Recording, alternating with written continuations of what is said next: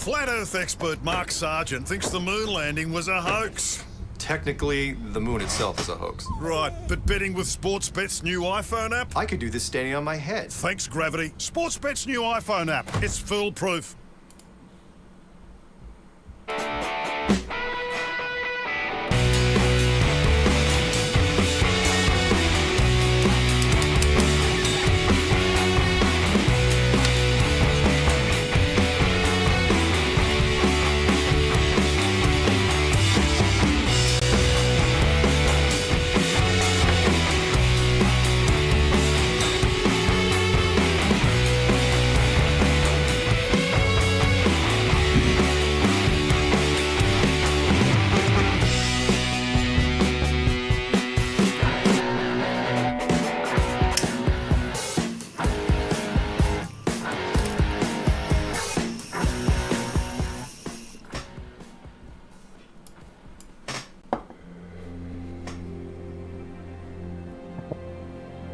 We're living on a disk, floating through space, with a tiny sun.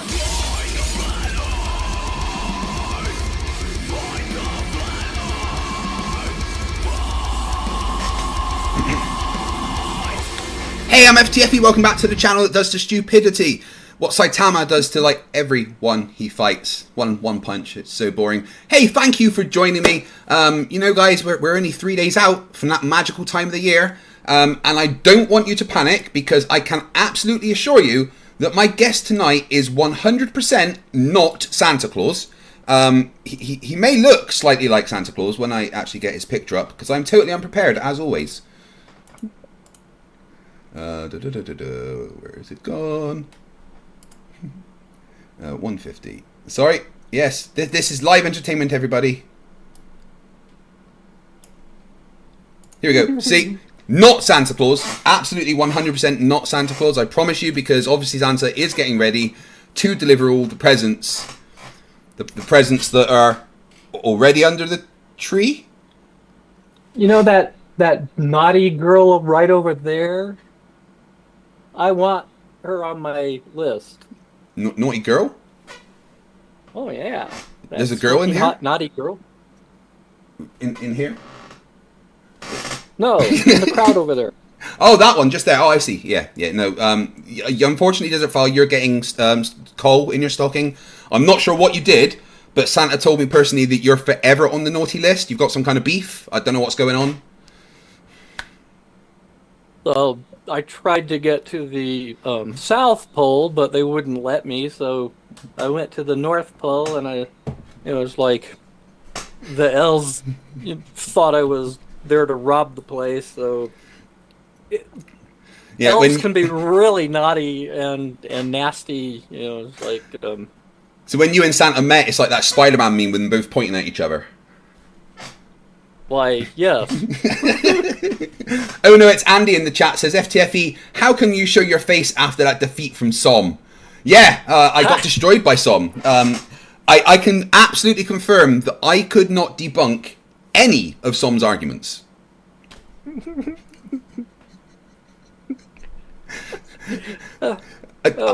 What do you guys think? I think the idea of just a podcast with like me, MC Toon, and Som would be hilarious. We just bring a random person on each time and have them have a conversation with them. It'd be the funniest thing in the world. Yeah, it's like maybe 75, maybe even 80% of what he brought up, you were absolutely just, you couldn't answer because unable to respond. Yeah, right. No, I had absolutely no debunk for any of the things he said.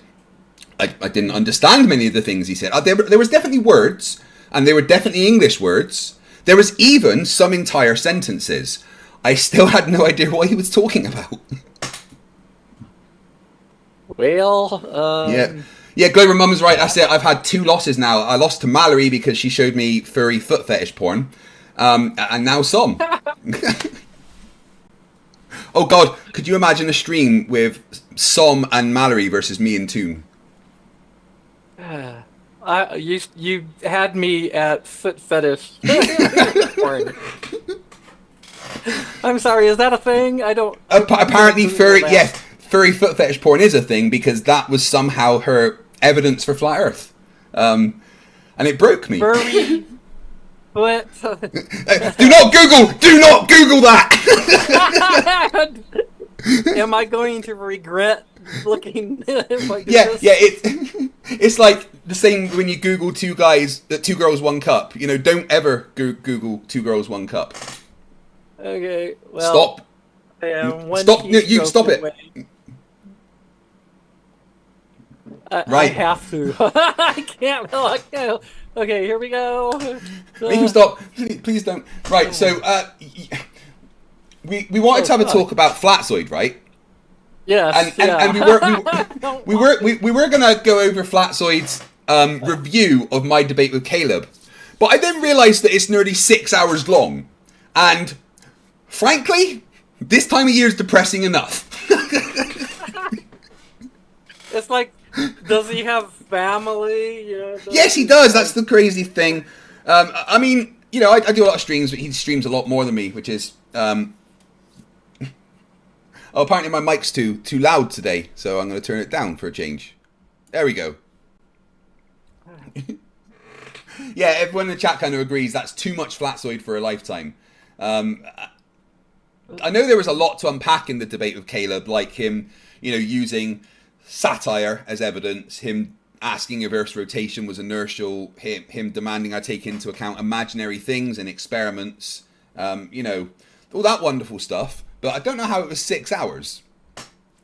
I can't imagine anybody sitting there for 6 hours, even reclined. Like, oh, no, I'm drunk as fuck, but, you know, 6 hours, I can do 6 hours.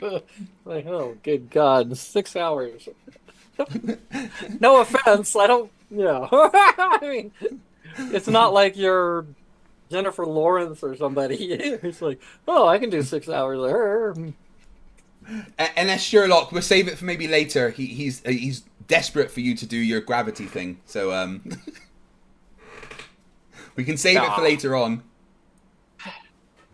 Last time you were here, you offered the mouse mats to whoever sent the highest super chat, and we gave some to Ziggy, but we also gave one to the other person who gave the highest chat. And he hasn't contacted me. Well, they haven't contacted me, whoever it was. So, I guess we've still got a mouse mat to give away, which is nice. And Gravity. That is an awesome t-shirt. I'll be right back. I'll be right back. He's gone. Gravity, Mavity. Yay. Happy Christmas, Douglas.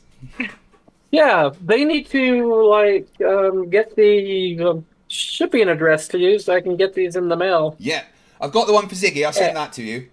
That is awesome. There's the mouse mat that Ziggy won, and I think it was someone called Brandon who gave the highest super chat and won the other mouse mat, but he hasn't contacted me. And if he hasn't contacted me by the end of the year, then we'll have to choose somebody else.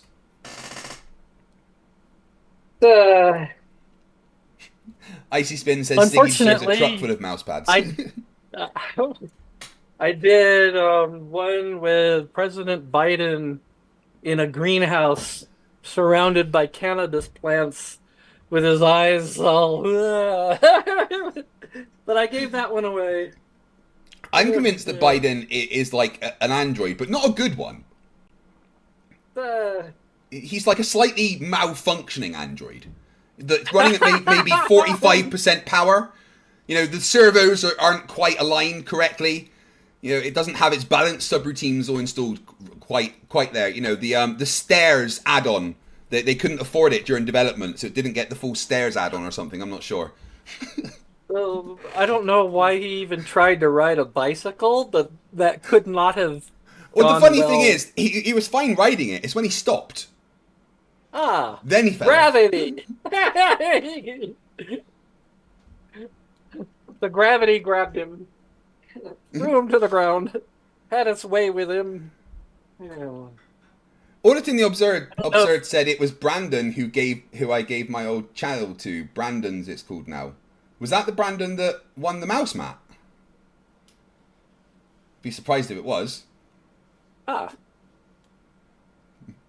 Well, whoever that is, maybe that person can get their mailing address to you. Yeah, I've tagged everyone on See. Twitter, in Discord, and if you are watching, you gave me, I think it was a £50 super chat, which was or $50, which was amazing. Thank you. Which meant that you won the mouse mat that Desertphile has made. And if you would like it, please just contact me via email, fighttheflatref@gmail.com, on Discord, on X, or on Facebook Messenger, or carrier pigeon, maybe smoke signals, something, any way at all. And I will then forward your mailing address to definitely not Santa Claus, and we will get you the mouse pad. Yeah. Right. So instead of going over 6 hours of Flatzoid, which frankly I don't think I could cope with, he recently released another video, didn't he? His magic orange video. It's like I was standing there with my jaw like, this is not really happening. He didn't make this video. He's not making the claims that he's making. It's like I got some bad weed or something. It's like I'm hallucinating this. No, I mean, I had to check. It was like, have they spiked this with something? I don't know. What's going on here? I don't know. I thought maybe the propane hose had come loose and is like, I mean, at his place, not my place. Like, but yeah, it seems like I think he's Flatzoid seems like he sniffs gasoline fumes out of a bag, but he insists that it has to be the leaded kind, and not this unleaded shit. He's got to have that leaded gasoline fume. Kind of reminds me of Charlie from Always Sunny in Philadelphia, but without the subtle genius. Sub-genius? Sub-genius? Without the subtle genius that Charlie has. Right. Well, so yeah, we're going to go over Flatzoid trying to debunk gravity, but not only is Flatzoid debunking gravity, Flatzoid is making the outright claim, as you can see by the title here, that science debunks gravity all in capitals for some reason. Gravity all in capitals. That makes me want to do something. Gravity, you fucking retard! Gravity! Have you ever heard of fucking gravity? Gravity! Gravity! good gods. Never gets old. Right, whenever you want me to stop it, just let me know. And if I hear him say something stupid, I'll stop it as well. Well, you'll be stopping it every 15 This is an seconds or orange. less. We're going to use this for the science experiment today. Alright, he's a bit quiet, so I'll just get him turned up. Right, so... This is an orange. We're going to be... Well, there we go. That might be the only correct thing that he says during this video. So, just take it in. There we go. Once again, everyone, Flatzoid saying something right. Just so you understand actually what it feels like. This is an orange. Although it's maybe a Satsuma or something, I'm not sure. God. Although, what he hasn't done is put his camera the right way up. It's like he's telling us something we don't know. It's like, this is an orange. Yeah, it's not like there's somebody else that's tried to do the same thing. Some warrior of some kind. Some I don't know, some sleeping warrior. Look, this is an egg. Oh yeah. God. We're going to use this for the science experiment today. What is postulated? While gravity says that if you increase the mass, it will accelerate towards the ground. No. Wait, what? No. Gravity says if you increase the mass, it will accelerate towards the... That's... No. I mean, there there's has to some be a words that were ground almost first. right there. You know, like gravity says that it will accelerate towards the ground, yeah, but gravity doesn't say if you increase the mass it will accelerate towards the ground. That's, I mean, it's going to accelerate towards the ground no matter what the mass is. In a gravity well, yes. Yeah, good start, Flatzoid. So, yeah, like I said, guys, the first bit of that, the very first bit, was the only bit that you were going to have where Flatzoid said something correct. Gods. But what happens if we decrease the mass?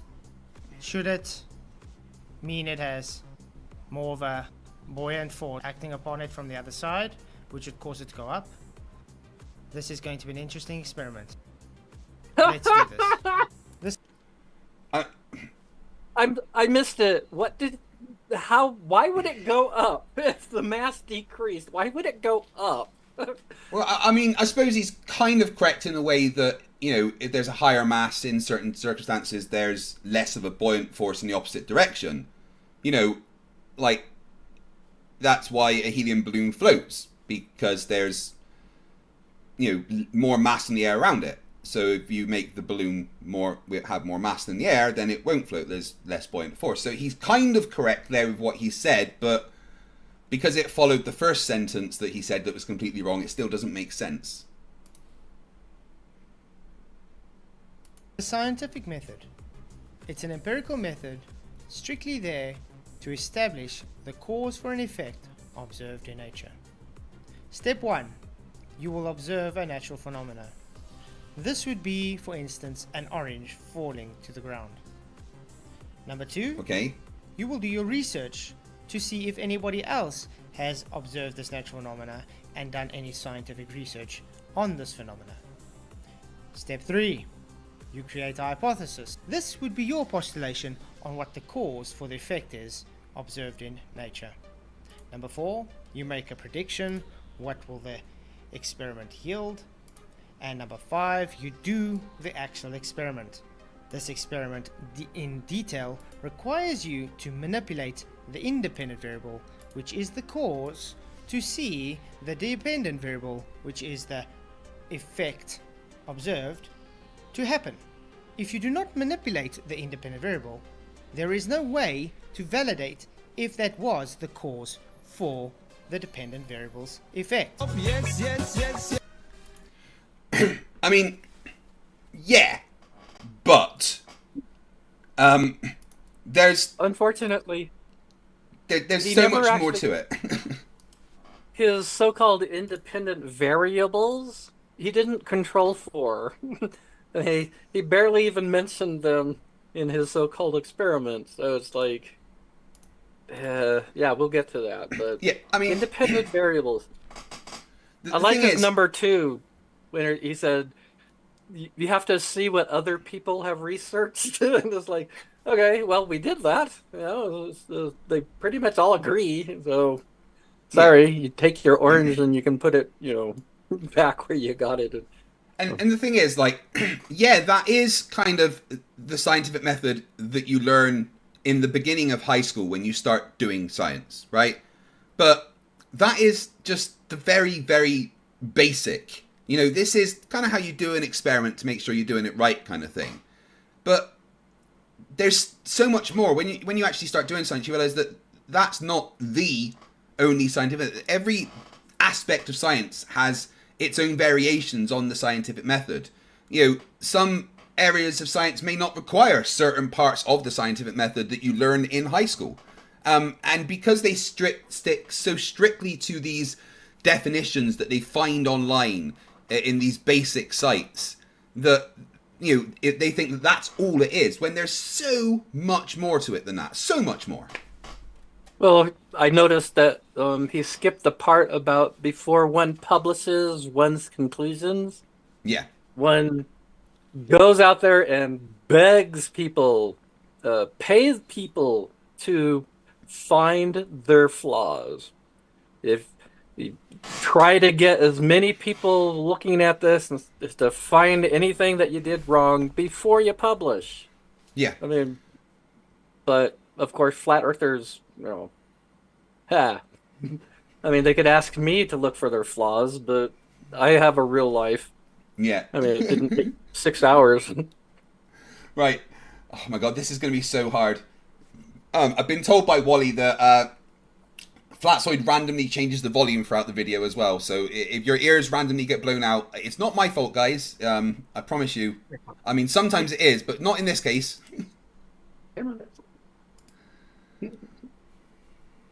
Scientific. And number 6, you analyze the results. This comes after the experiment. Then you take the analyzation of those results and you move on to number 7, which is Analyzation. systematic experimentation. This is experimentation built upon the data from your analysis from the experiment. Then you move on to peer review. Peer review is simply sending the data onto someone else, sending it onto your peers to be able to review it, to do the experiment for themselves, and to either validate or invalidate the results.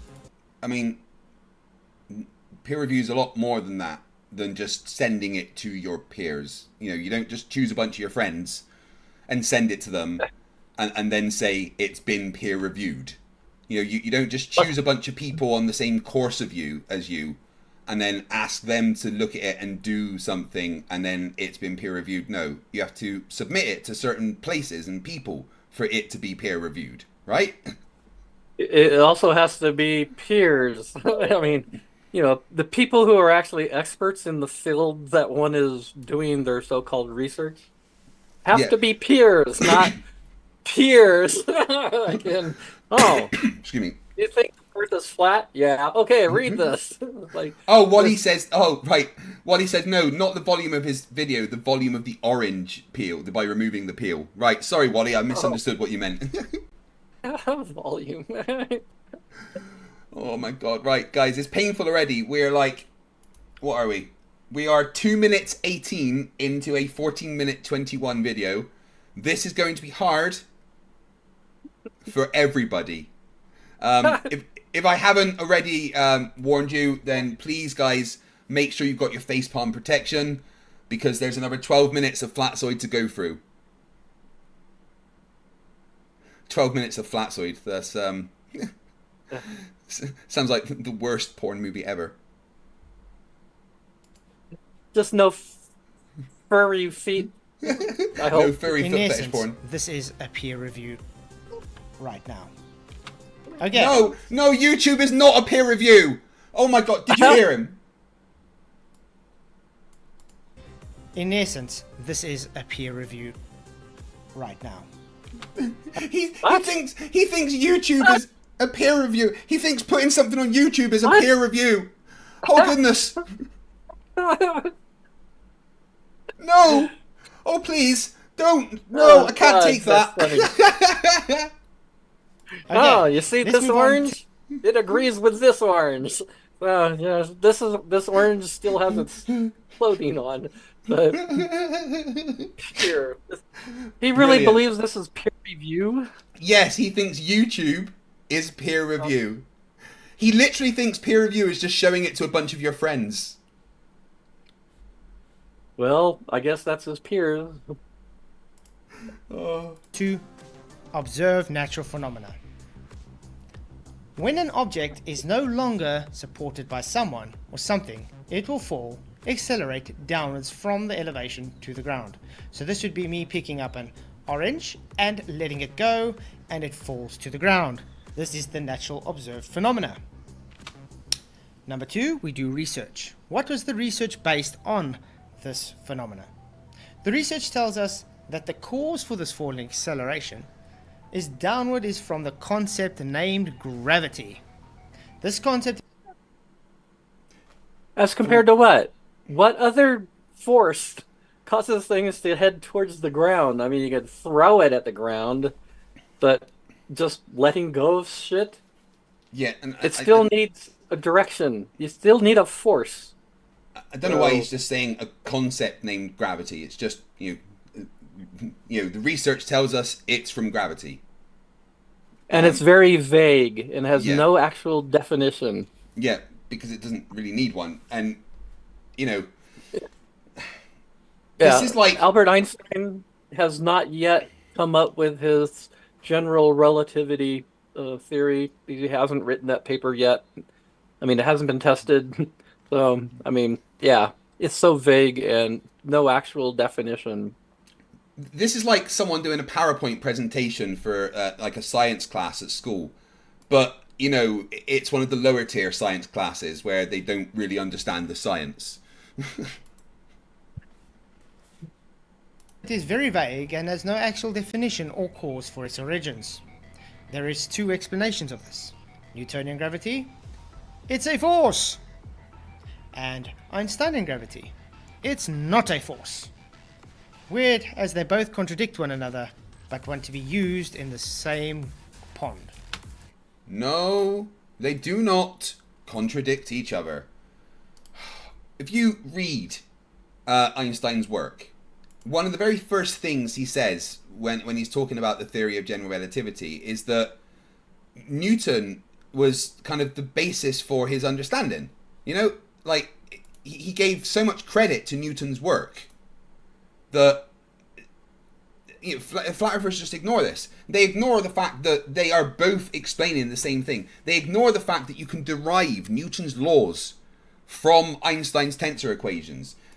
You know, they ignore that in non-relativistic conditions they are exactly the same thing. It's just Newton didn't know what was going on. Newton assumed it happened instantly across forever, just instantly, and he even didn't like that idea because he didn't know any better. Plus, it's the equivalency principle. Yes. Acceleration, force, they're interchangeable when you're discussing gravity, and you do the calculations, it comes out exactly the same to 32 decimal places, if you like. It's like, you can call gravity a force, nobody is going to come along and, like, I don't know, shove an orange up your ass, filled or otherwise. Actually, I think that cost $20 in Hollywood Boulevard. But how did you know that? It's still a force. Yeah. And that's the Don't thing, ask like, how I know that. Like, all the calculations that you all the things that you use Newton for, right? You could use Einstein for. All the calculations in engineering, they use Newton because, you know, it's all you need. You could do those calculations in engineering using Einstein's equations. It would just be way more complicated and take about 10 years longer. You know, you don't need to, because we're not going the speed of light. We're not extreme masses.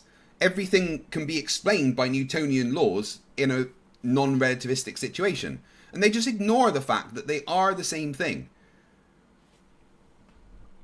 It's frustrating. Well, these people are not, well, honesty they have an issue with, so they're never going to concede the fact that, oh, Newton still applies. You know, he hasn't been, like, supplanted or replaced by general relativity or Einstein. In fact, I'm not going to do that. You and I are talking right soon. now. Both of us are on Starlink, and those Starlink were put into space using Newton's laws. They didn't use Einstein's equations to launch those rockets, you know? And isn't this funny that you and I are both using Starlink, which is from satellites in space, to talk about flat earthers? That must really trigger them.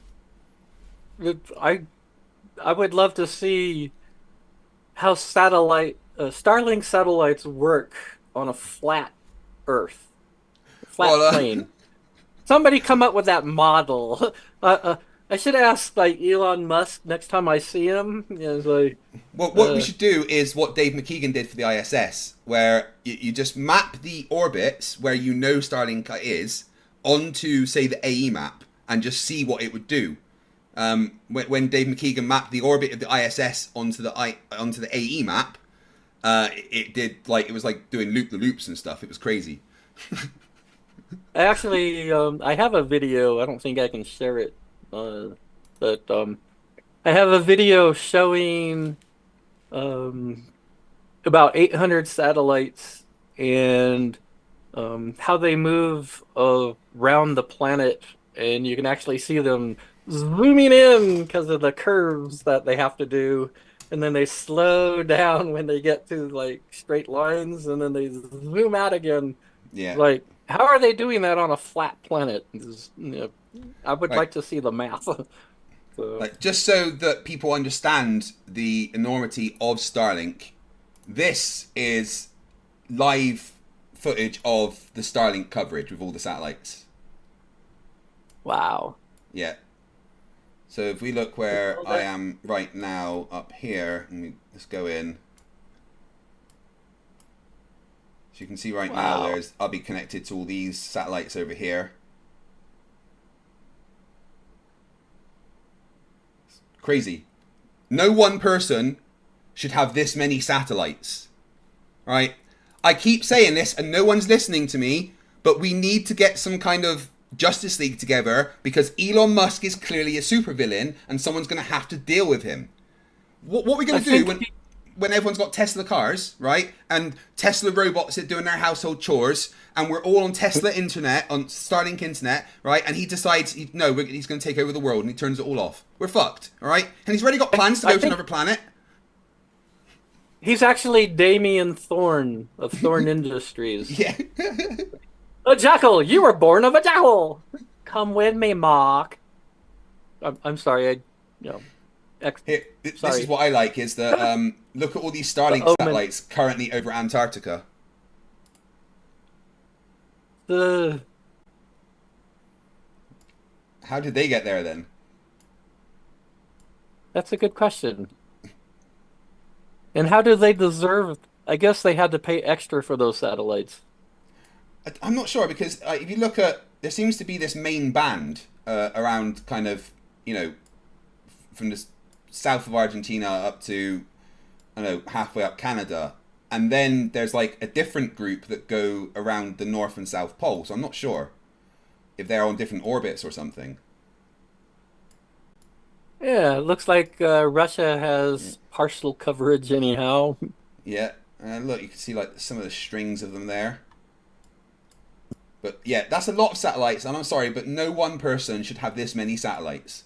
Somebody needs to do something about Elon Musk. Right, back to Flatzoid. We have to have a break every now and then, guys, from the Flatzoid. You understand? Gravity is either explained in two ways. It is a force of attraction between two masses that accelerate the objects of mass towards each other, or the latter, which is Einstein, is proposed that there is no force at all. The proposition that the space around the object will warp in the fourth dimension, as adding time with space, creates a conceptual fabric to bend. This bending of the space-time fabric is what causes the uneven distribution of those masses, and thus causes the masses to accelerate towards each other. Alright, I'm not going to argue with what he's saying there, yeah. Gravity can be explained in both of those ways. It absolutely can 100% be explained as a force of attraction between objects. Newton's law clearly states that gravity will create a force that's proportional to the sum of two or more masses and inversely proportional to the square of the distance between them. Absolutely, 100%, no problem there. And he's also right that using general relativity, we can describe it as the warping of space-time that causes uneven distribution of masses to change their vector.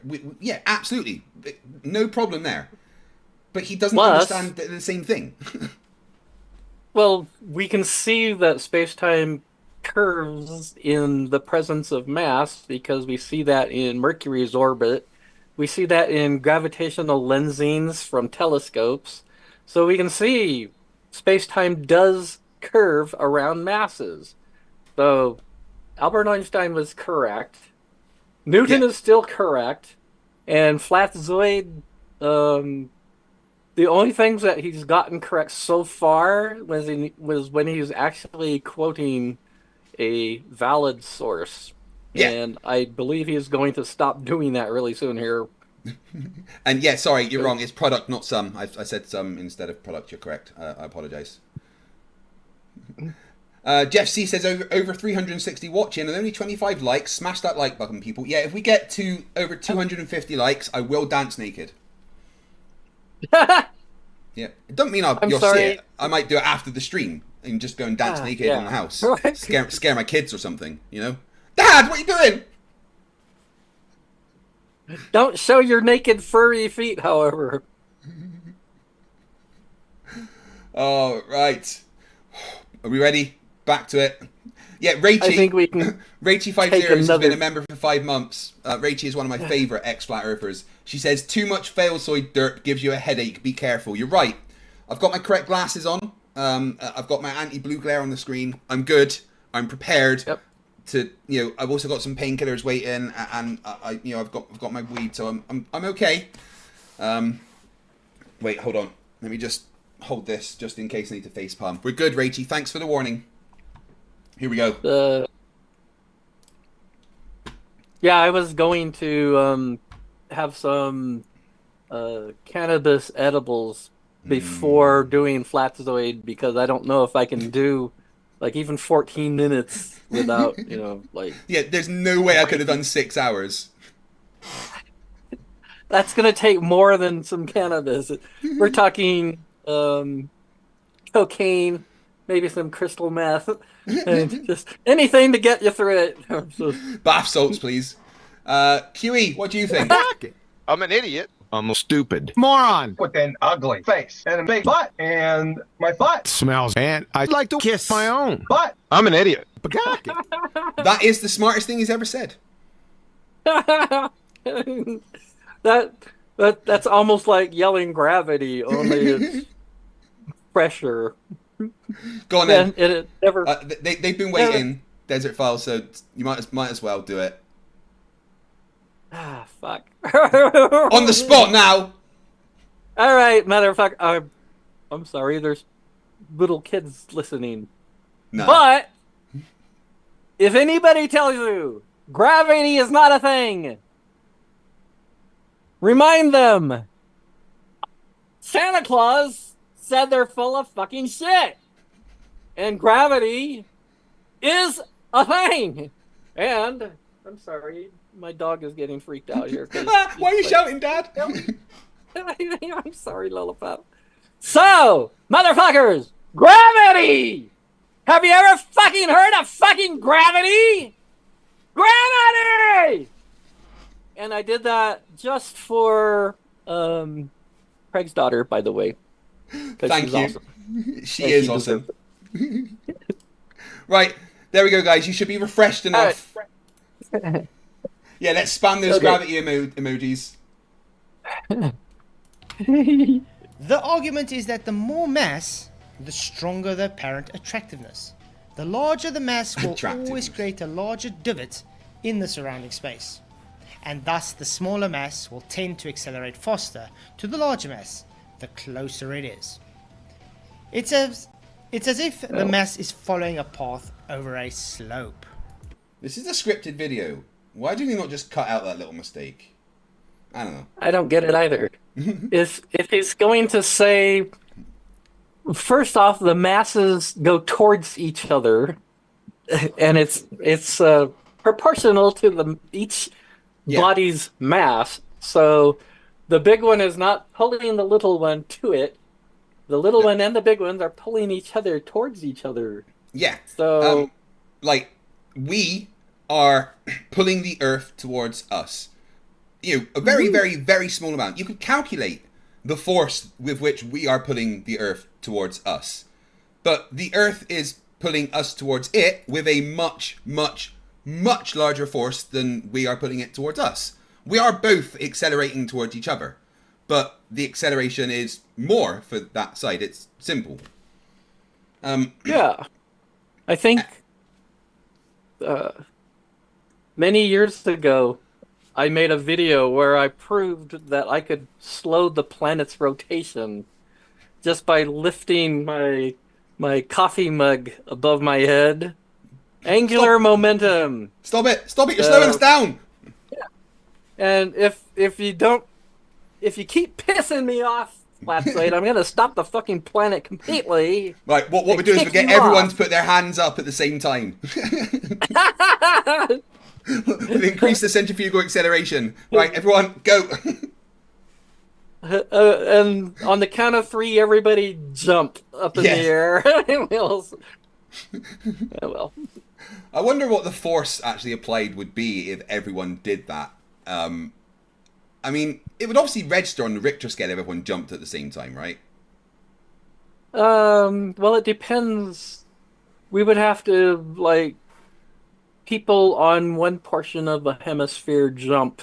Yeah. And then, like, as a shockwave is going through the planet, the other people time their jump to, like, you know, jump at just the right point. And then you get the cycle going, and maybe we could, like, shatter the planet or something eventually. And the Rumpus is right. I accidentally said force instead of acceleration. The acceleration, the force is the same, but the acceleration it applied is the bigger.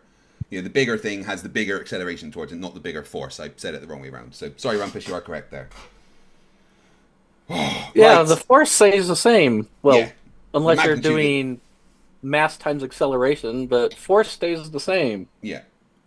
We call it G, by the way.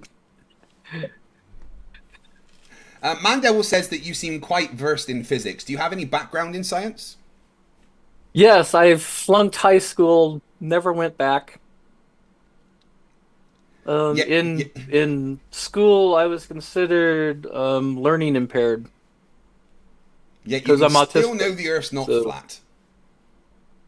Well, at least I know Earth is not flat, so I'm ahead of the game on a lot of people who graduated high school. So It's a shame that only really in the last kind of 10-15 years has our understanding of autism increased enough to make it a lot more inclusive in schools. Like my son has autism, and they're much more versed in how to deal with it now than they were, even 5-10 years ago, really.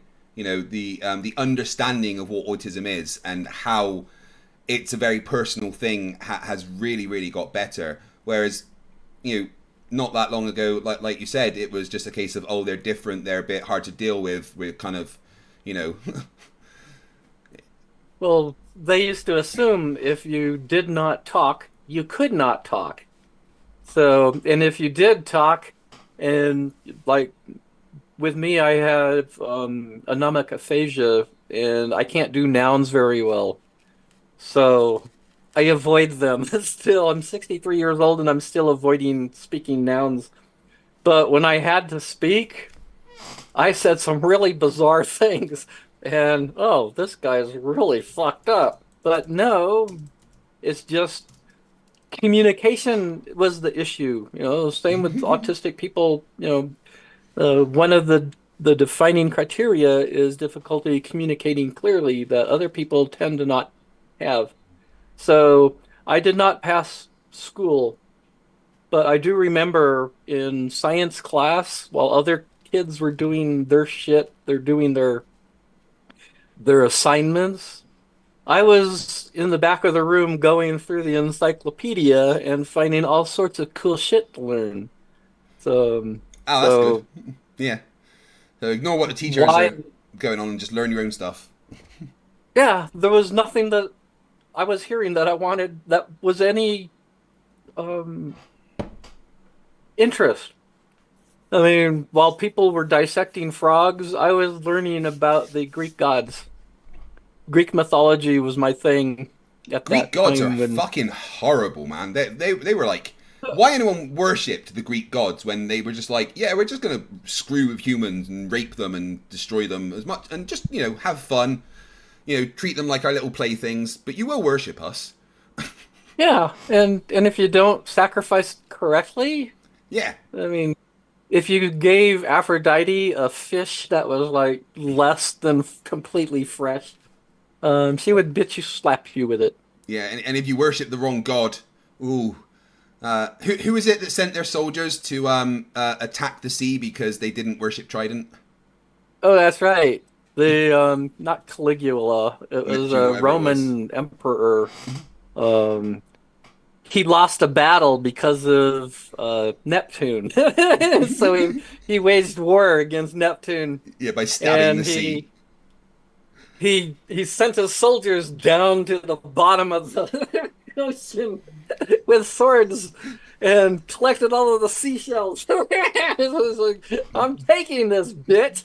It's mine. So it's like, right. I prefer Poseidon because he needed. I mean, when his victims were taken away from him, he would throw a shit fit and he would like boom out in his temple. Where is my victim? Bring back my victim. So Euripides was a really good. I think Aquaman's much better as a ruler of the seas. So, right, back to the dirt. Back to the dirt. I did that after school. Right. Another proposed argument is relative density disequilibrium. No, it's not even an argument. Nope. It's just a dumb thing that flat earthers say that doesn't make any fucking sense. Right, here we go. Not so even a. Go on. I would like to see how is this being proposed as a legitimate argument when they don't add a direction to their relative density disequilibrium. Yeah. How does that make things go down? Magic. How does that unicorn farts? I don't. Well, maybe Flatzoid will finally reveal this secret to us. Well, let's find out. So we've moved from the realm of him kind of citing understandable science to derp. This postulation is based upon the uneven distribution ratio of the object and the medium that it is submerged in. The object's ratio depends on the medium determined by the relative direction to acceleration. That's not what it is. If the medium is able to support the object's displacement, it will accelerate it upward until it finds its relative equilibrium state. If the medium is not able to support the object's displacement, it will accelerate downward till it finds its relative equilibrium state. This proposition is based not on the mass, but the ratio difference between the object and the mass. And the mash. Wait a minute. First, he has to explain what ratio difference is. I mean, that doesn't make sense. I can balance a silver dollar on a single sheet of toilet paper here, and the toilet paper is going to hold it up. And it's not nearly as dense as the coin. So, right, let's look at this sentence by sentence, right? So this postulation is based upon the uneven distribution ratio of the object and medium that it is submerged in. That sentence doesn't make sense, does it? What if the ratio, whatever he's talking about, is exactly the same? Then what if there's no medium? What if it's a complete vacuum? Then it goes down because there's nothing underneath it, I guess. I mean, but the uneven distribution ratio. What's a distribution ratio? That doesn't make sense. Of the object and medium that is submerged in. I don't know. Ratio of what to what? Like, what units are we using here? What, you know... Right, okay.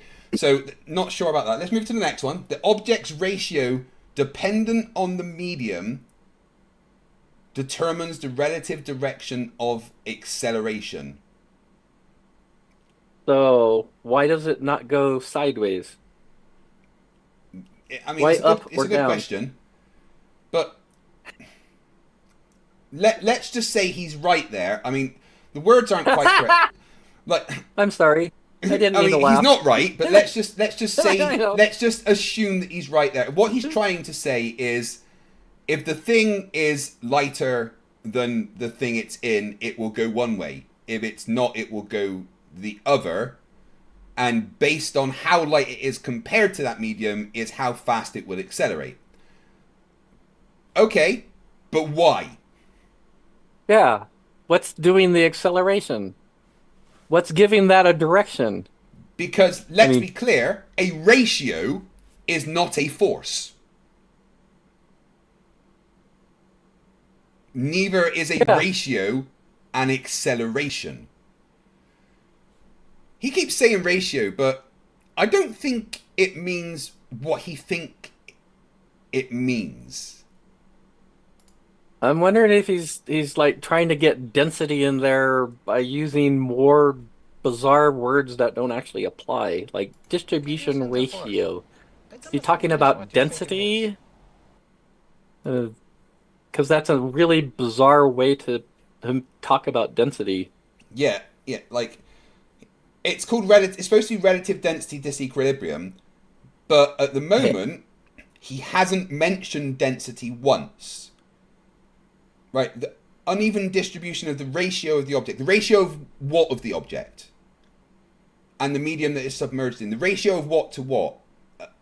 You don't say. The object's ratio, an object can't have a ratio. That doesn't make sense. Dependent on the medium determines the relative direction of acceleration. I mean, I know what he's trying to say, but these aren't the words to use to say what he's trying to say. Oh, you must be more intelligent than I am because I have no clue. I speak Flerf. I've done it for a while. You must have calluses on that section of your cerebellum. Yeah. All right. Okay. So, right. I'm going to try and translate as we go. Right. So we're going to start. Another proposed argument is relative density disequilibrium. Right. This postulates that the uneven mass over volume of one of the object compared to the medium that it is submerged in, and this depends. Right? No, it's too hard to translate. So this postulates. And this is science, by the way. This is cutting edge science. This postulation is based upon. It doesn't explain what the postulate is, right?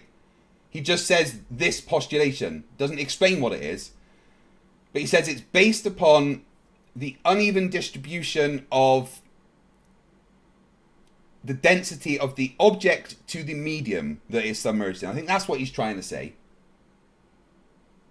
So then he goes on to say that if the object has a higher density than the medium that it's in, then that determines the relative direction of acceleration.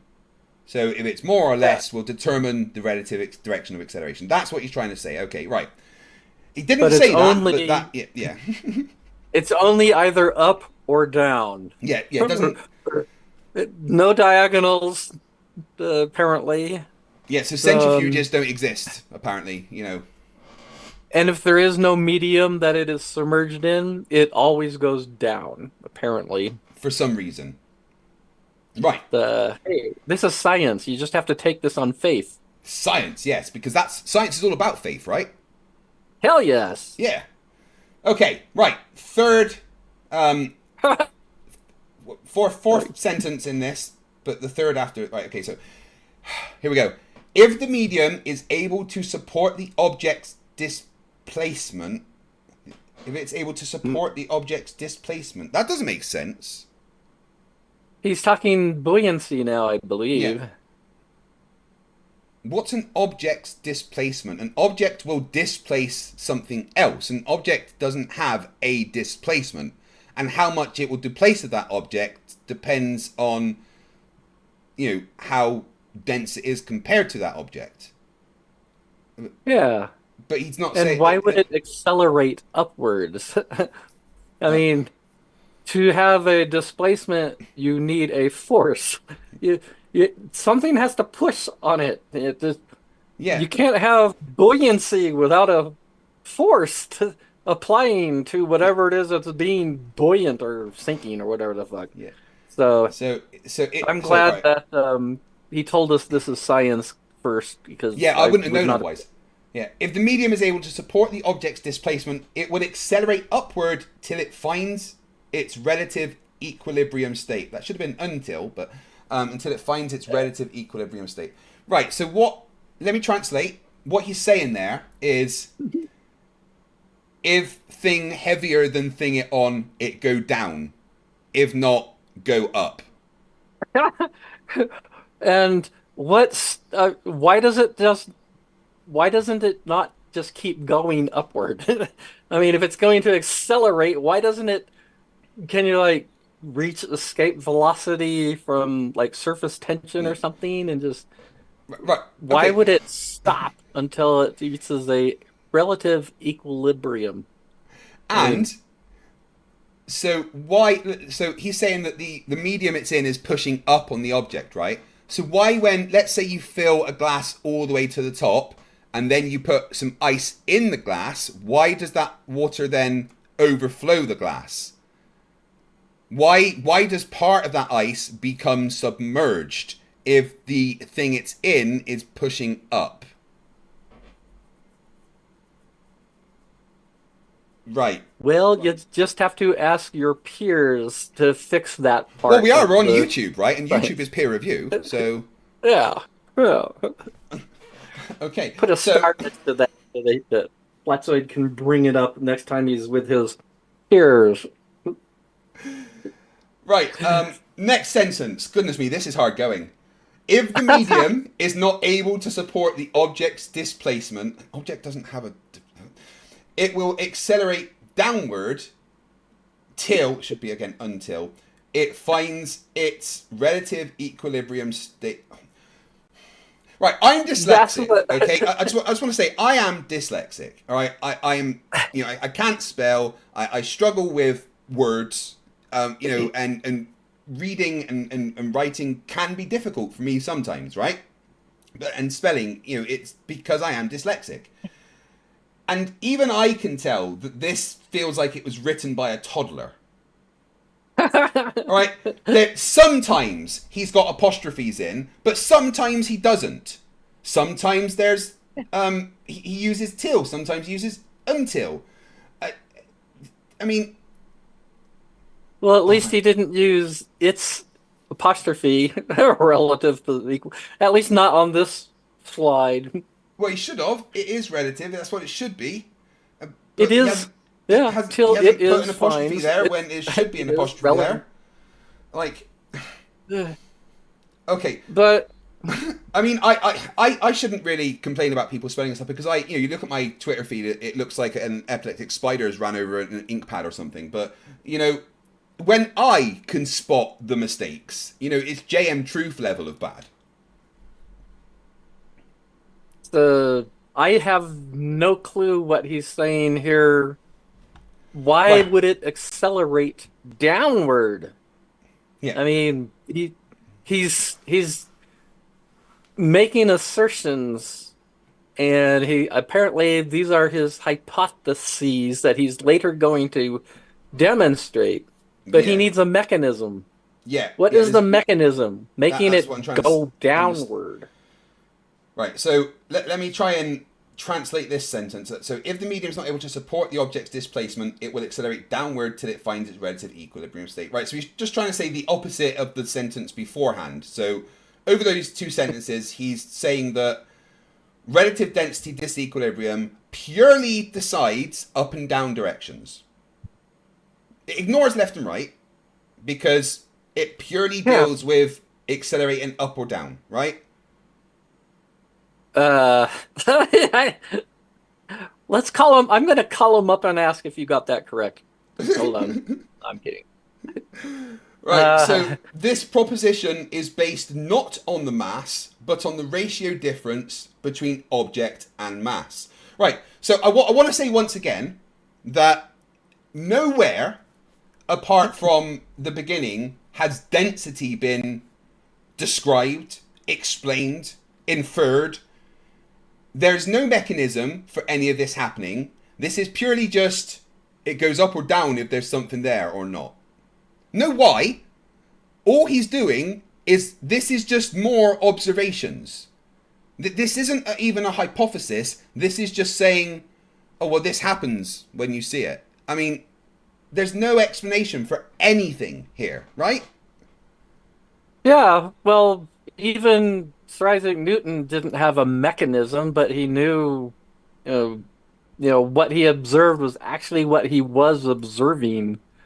So, what Flatzoid is doing here, he's making an assertion, saying that he's making a explanation for those exertions, and this is like one long gaslighting, because if you don't agree with him, obviously we just didn't understand. And Yeah. I have to admit, I do not understand. I have no idea what he's trying to say in some of these things. So I think he should spend another 6 hours and explain it. Because, it'll take 6 hours at least. Rumpus says that there is all this chat in Flat Earther land, and they often talk about disequilibrium, but you have to describe the disequilibrium of some property, and they never describe the property. Yeah, they don't describe the property or the mechanism or the formula for any of this. Like, none of it makes any sense. There is no explanation for any of this. By the way, Rumpus is my god at the moment. The way he handled that stupid shit. Oh my god, Wally says that I haven't got to the best bit yet. Wally, are you telling me there's more stupid than this? Wally, no. Why? Wally. Let me check some. Oh god, we're only 5 minutes in. There's 9 minutes left. I'm scared. I'm scared, Desertphile. I know. It's like, I'm glad that you're here to explain to us. Wally, on a scale of Wally, let's say that this is 4 on the derp scale of 1 to 10, right? Where are we going? If this is a 4, how bad does it get? Because I purposely haven't watched this yet, or any of the videos covering it, because I wanted to kind of do it raw when I did it. Oh god. Bowling balls float like that. No. Okay, I'm scared. I am scared. I am scared. And why do bowling balls float? They're same reason ducks float. And why do witches float? She's a witch. Clever Mum says it's a 42 out of 10. Oh shit. Yeah. Please help me. I don't. So unfortunately, I watched the entire video, and the worst. Have you been okay since? Is there like headaches or loss of consciousness every now and then, or the arthritis? Like, it went to my head. It was like, oh, wow, man, ibuprofen's just not gonna fix this. I think it's permanent kind of thing. I mean, when he started peeling his orange. Anyhow, okay, we need to get to that. Let's do this. So, in other words, the displacement ratios. Displacement ratios of what? Displacement shows the distribution of the pressure over the surface. You're just too stupid to to understand, I guess. Yeah, obviously. Observation. Just as you would see a huge container ship with thousands of tons able to float on the ocean, and with a bowling ball only a few kilograms able to sink. Now, if we had to flatten out that bowling ball, it would displace enough pressure over the surface that thus it will not sink. This postulation shows that it's not the mass that causes the acceleration, but the distribution based on the ratio between the object and the medium. So why does a submarine dive when it doesn't change its size then, Flatzoid? So here's explanation there, right, is that if you flattened out a bowling ball, then it would float. All right. I'm wondering why, if what he said is correct. Sorry, I had to chuckle. So why are boats not, like, lifting off of the surface of the ocean? I mean, like, what's keeping them on the surface? There still has to be a force. Surface tension, maybe? Anyhow, somebody needs to ask Flatzoid these questions, because maybe I'll do that. I'm gonna I'm gonna do a. There's so many global problems search with what to he's find just said, right? I mean, I'm just trying to. Right. I mean, yeah, maybe he's right. Maybe if you flatten out a bowling ball, it would float. I mean, probably not with the holes, but it doesn't. That doesn't explain why a submarine is able to float and sink at will. And How does he explain frisbees? all right. More importantly, what the fuck is the distribution of pressure over the surface area? Because isn't Where's that pressure coming from? yeah? What isn't like pressure force over area? Right, pressure is force over area. So distribution of the pressure over the surface area makes absolutely no sense when pressure is already force over area. So what he's saying there is the distribution of the force over area over the surface area. Yeah. Yeah, makes perfect sense. The displacement shows the distribution of the force over area over the surface area to give its difference on observation. What? Yeah. Yeah, it makes perfectly no sense. Did I just have a stroke whilst reading that? No, I'm going to try again. I'm going to try. The displacement shows the distribution of the pressure, force over area, over the surface area to give its difference on observation. What is observing it got to do with? So is he saying that this doesn't happen if it's not observed? Or if it's not observed, it doesn't happen. Chat, help me. Recall that there's a new hypothesis that if you don't actually see gravity working, it doesn't happen because gravity is an optical effect. Rudolph says that I dome. literally just debunked myself while simultaneously making Flatz's point for him. I do hope you're joking. Let's see, Rudolph? Rudolph the red-nosed Flatzoid? No, he is joking. Or she is. Yeah. I am struggling, like... Has he just, like, taken a bunch of words and chucked them at a page? I just want to read that once more, just for everybody to soak in the stupid, right? And I'm not kidding, right? It actually says this, right here. Okay? The displacement shows the distribution of the pressure over the surface area to give its difference on observation. Now, here's the thing. Every single one of those are words. There's 1, 2, 3, 4, 5, 6, 7, 8, 9, 10, 11, 12, 13, 14, 15, 16, 17. There's 18 words there. And every single one of them are words. But I'm not entirely sure that makes a sentence. Did you try reading it backwards? Observation on difference. It's give to area surface the overpressure. The of distribution that shows displacement the. Makes more sense that way, actually. It makes at least it's similar. I mean, it's like equal sense, if not better. Jeez, it sounds the same backwards and forwards. Honestly, you know, there's literally no difference reading that forwards or backwards. Oh my god. I just want to see if Rudolph's replied because I hope he's joking. Yeah, he is. Good. Right. Oh my god. No, he's joking. More. I need more stupid. That first sentence was a doozy. Ratio between the object and the medium. Go back. I want him to read out that again, the whole thing, so we can go sentence by sentence with him. Thousands of tons able to float on the ocean, and with a bowling ball, only a few kilograms able to sink. Now, yeah. Again, absolutely right.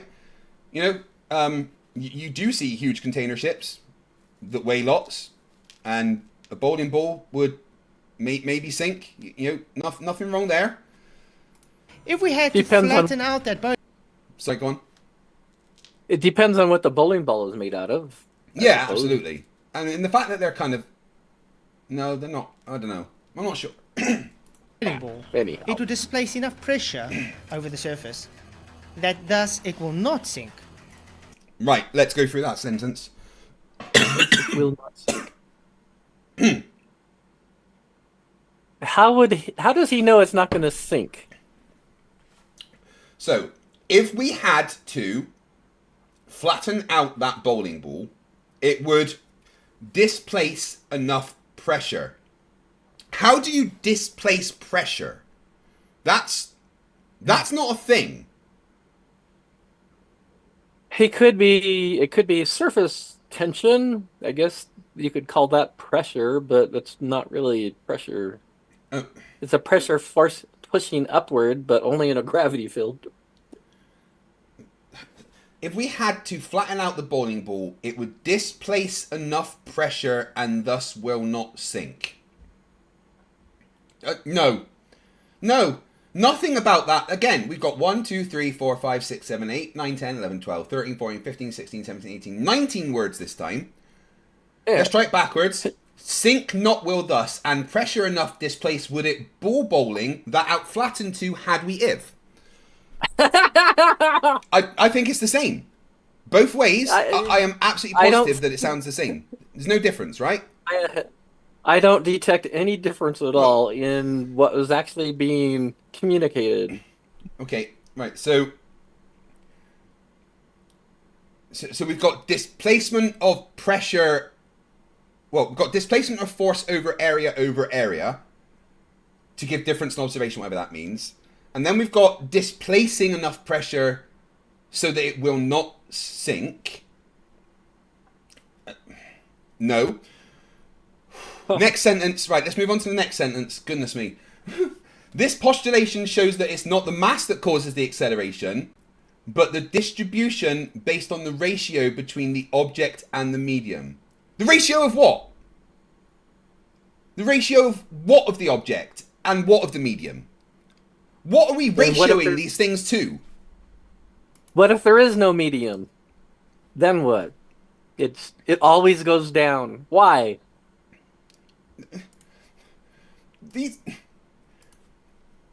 It's like he's asked a really early version of ChatGPT, a buggy, untested version of ChatGPT, to write this for him. Actually, it's more like Bing. Like when Bing got the date wrong, Bing kept insisting that it had the date correct, and people were telling it, "No, it's not. You're like 3 days off." Because no, I'm not talking not. to you anymore.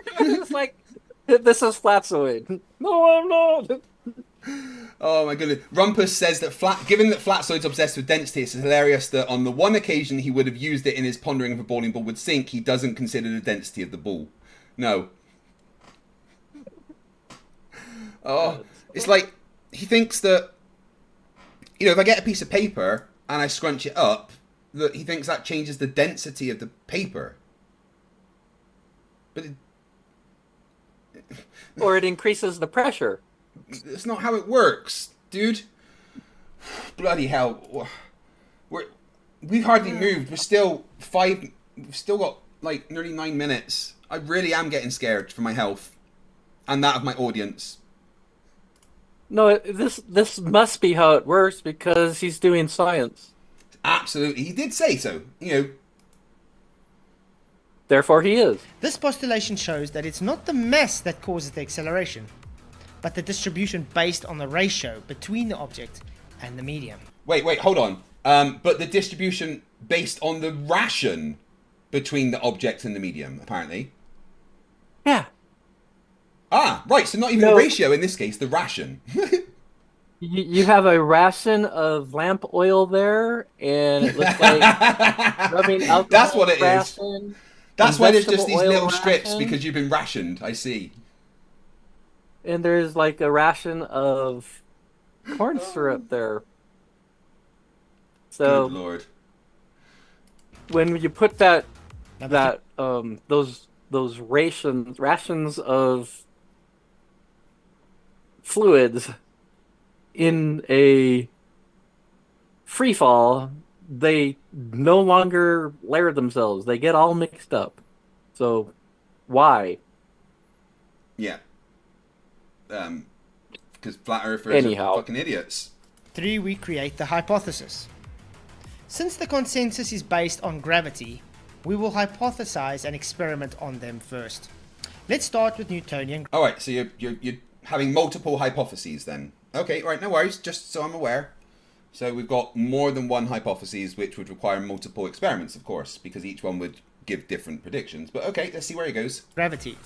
Newtonian's law of gravitation statement that any particle of matter in the universe attracts any other with a force varying directly as a product of the masses and inversely as the square of the distance between them.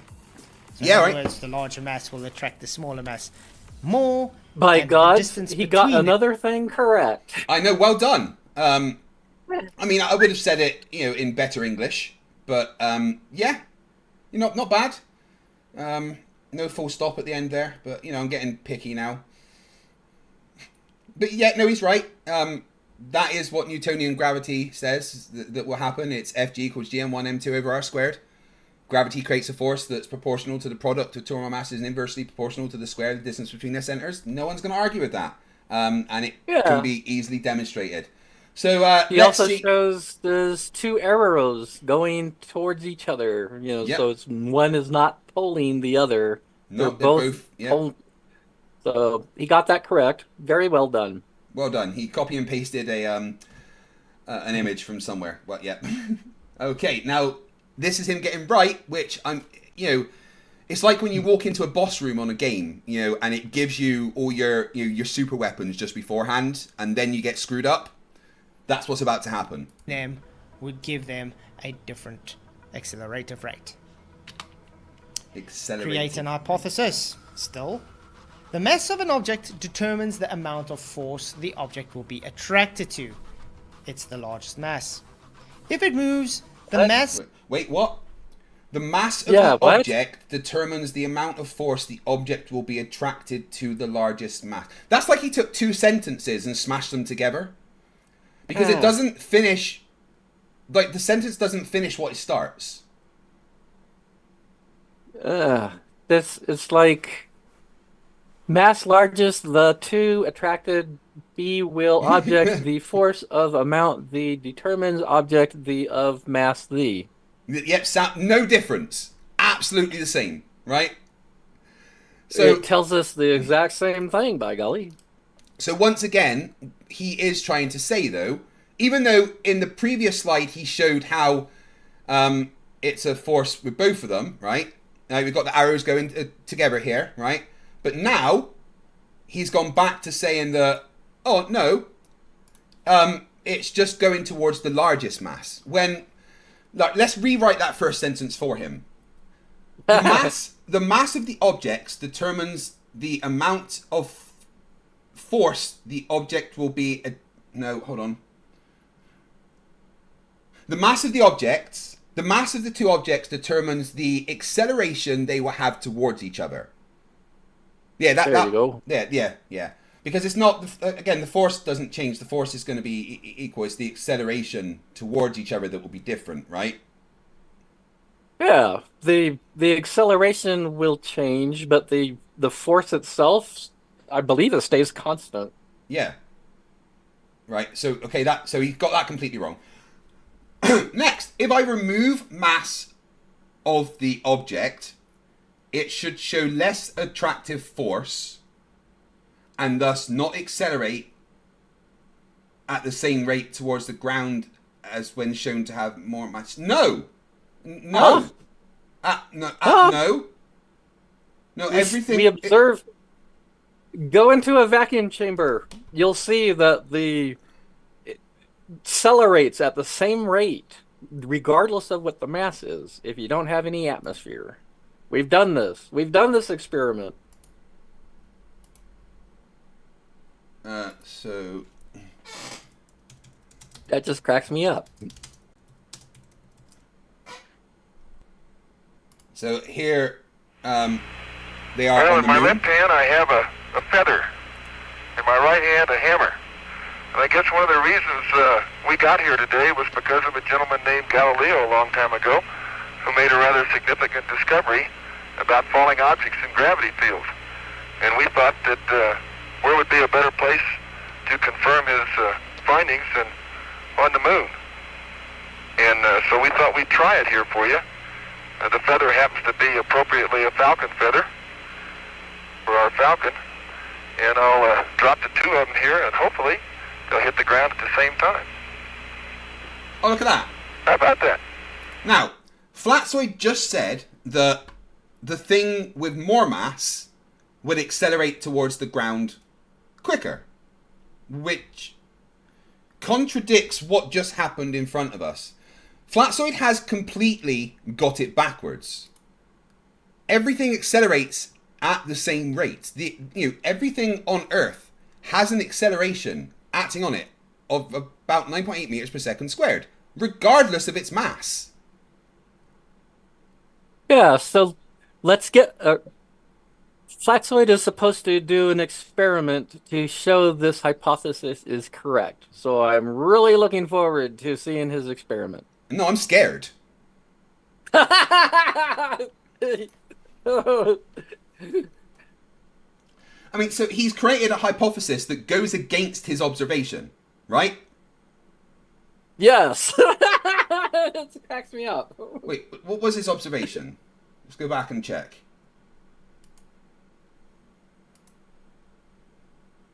His observation is that one mass is supposed to hit the ground sooner than the other mass. Right, yeah, well, no, so his observation is just that they will accelerate. But now he's hypothesized that something with more mass, he thinks that according to this, something with more mass will accelerate, will have more force acting on it. No, will accelerate at a different rate. Oh my goodness, he's got it so backwards that it hurts my brain. Attractive force, and that's not Right, okay, let him try and explain it. I mean, that first sentence was so wrong, literally backwards. It's the largest mass. If it moves, the mass, it should show less attractive force, and thus not accelerate at the same rate towards the ground, as when shown to have more mass. No. IV, this is the independent variable. No. IV would be mass. Mass is the cause for the attractive acceleration. DV is the observed natural phenomena. So it's the dependent variable. It depends on the independent variable. Without manipulating the independent variable, you are not able to get the observed phenomena, which is the dependent variable, the effect. So remember, you have to physically manipulate the mass in this situation to get the effect observed. Newton is currently rolling in his grave. Actually, Newton's corpse is rolling a stogie here, laced with cocaine or something, because like he has to like calm his nerves. Yeah. But, yeah, Rumpus, you're right. Thinking down to their level is hard, and this is something that I always do.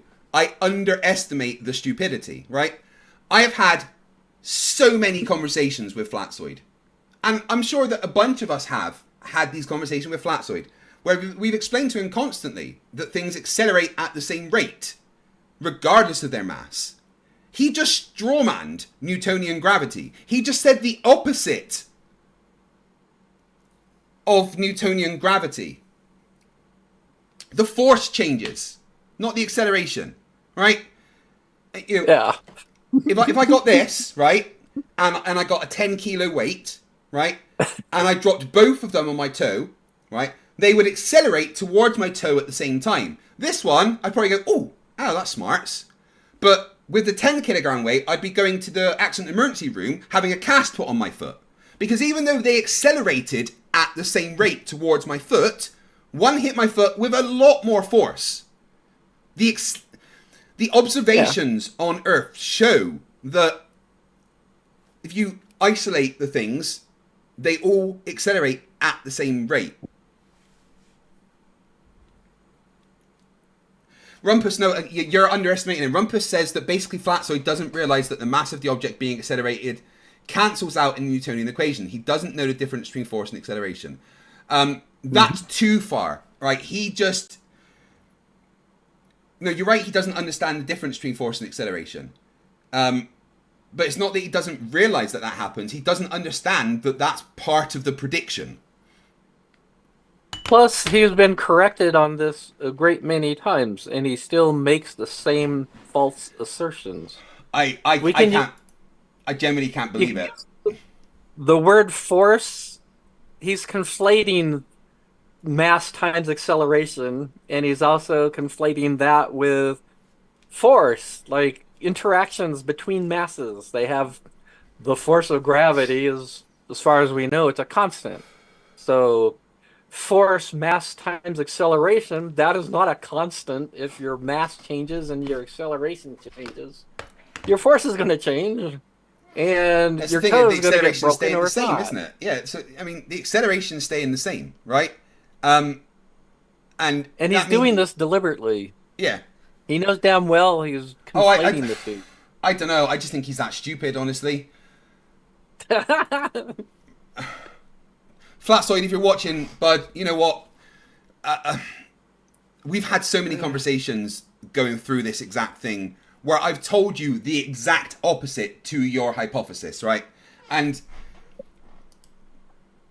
you know, I genuinely hope you're not being dishonest here and strawmanning this on purpose, because you've got Newtonian gravity at the bottom, but then your hypothesis here is a complete strawman of what Newtonian gravity says. No, the change in the mass will not change the acceleration. It will change the force. That's it. So his entire experiment, the prediction that you would make from this would be wrong. What is the effect? More mass would show acceleration towards the larger mass. In this case, the ground. So the orange would go downward to the larger mass, which would be Earth, if it's mass that causes the acceleration. Oh, Okay, hold on. I have have figured it out. I have figured it out. Right. So good. he is conflating the fact that, let's say this is the Earth and this is the Moon, right? He's conflating the fact that both will accelerate towards each other, but one will have a faster acceleration than the other. He's conflating that with objects accelerating towards one thing. Everything accelerating towards this object will have the same acceleration, but this object will also be accelerating towards this object, just at a smaller amount. So he's conflating the two concepts of the two things accelerating towards each other with lots of things accelerating towards one thing. That's what he's doing. I have figured it out. That hurt my brain. I had to think at the level of a Flerf. Maybe you can explain what he means by, in this case, the ground. What if the smaller mass object is underneath the flat plane of Earth instead of on the top? What if it's on the bottom? Does that smaller mass accelerate upward to Earth? I mean, if you're having gravity on the flat Earth, but I think he's trying to say that gravity isn't a thing and wouldn't happen on the flat Earth. So, right. But it's the densities meet his same criteria. Only the smaller mass is underneath the larger mass instead of over the larger mass. So why would the smaller density or smaller mass not accelerate upward?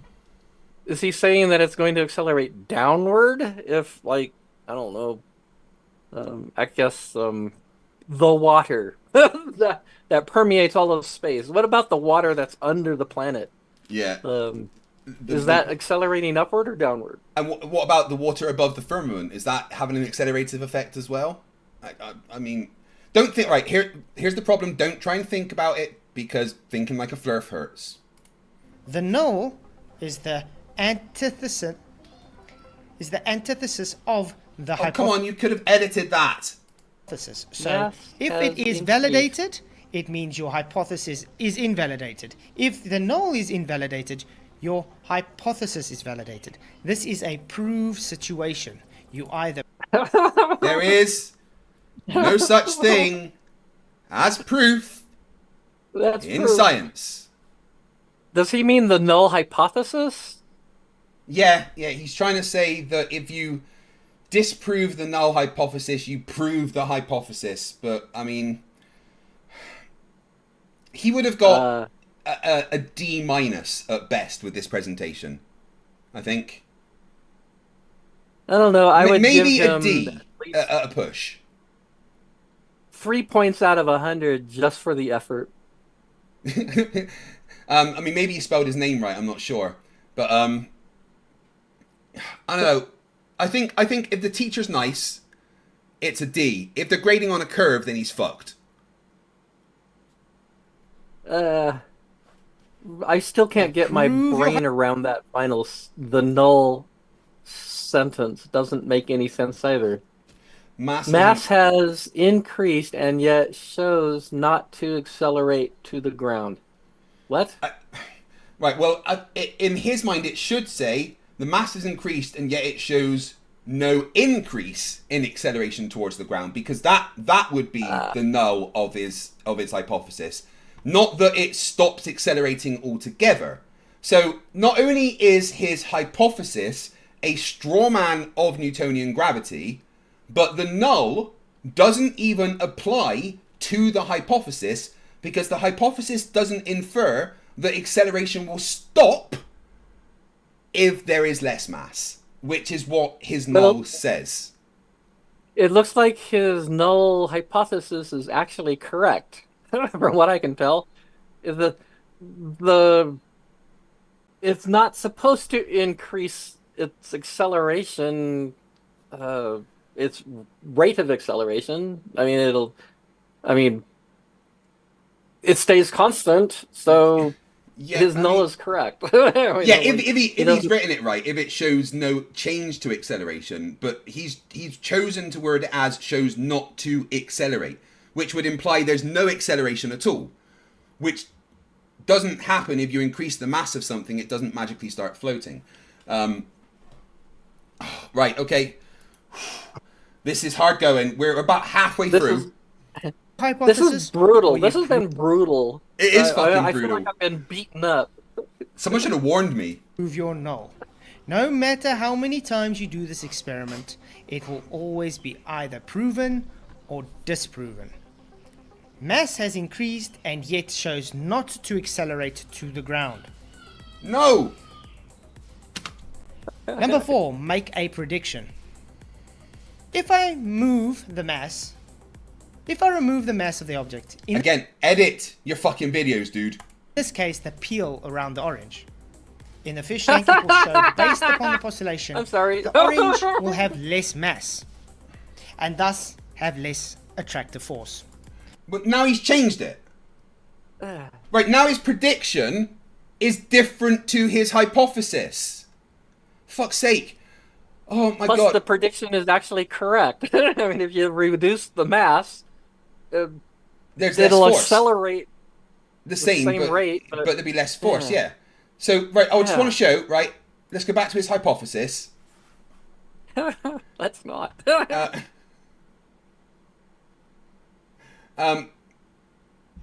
so if I remove the mass of the object,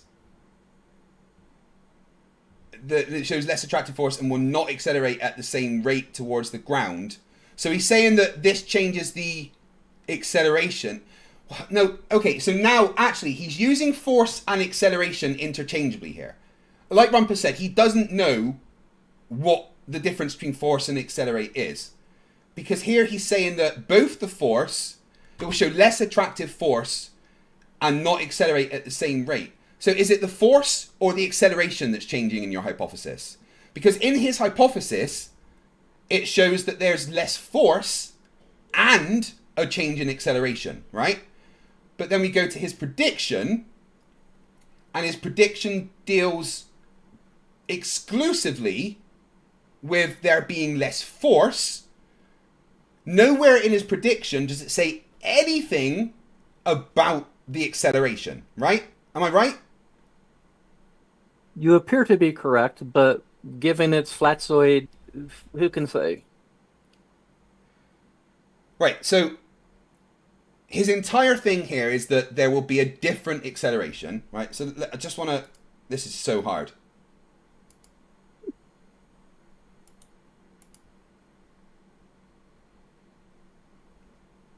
Right, the mass of the object determines the amount of force the object will be attracted to the largest mass. I mean, yeah, but also the acceleration. Right, so here we go. The dV. More mass would show acceleration towards the large... I mean, I think he means more acceleration. Yeah. Fuck it, this is so hard thinking down to the level of a Flerf. So he's saying that more mass means more acceleration towards the larger mass, in this case the ground. And his null would be the mass is increased and yet it shows no increase in acceleration, right? So here he's talking about acceleration. His dV and his null are to do with acceleration. But his prediction... where is it? Right, his prediction not once mentions acceleration. His prediction deals exclusively with force, which wasn't his hypothesis, his dV or null hypothesis.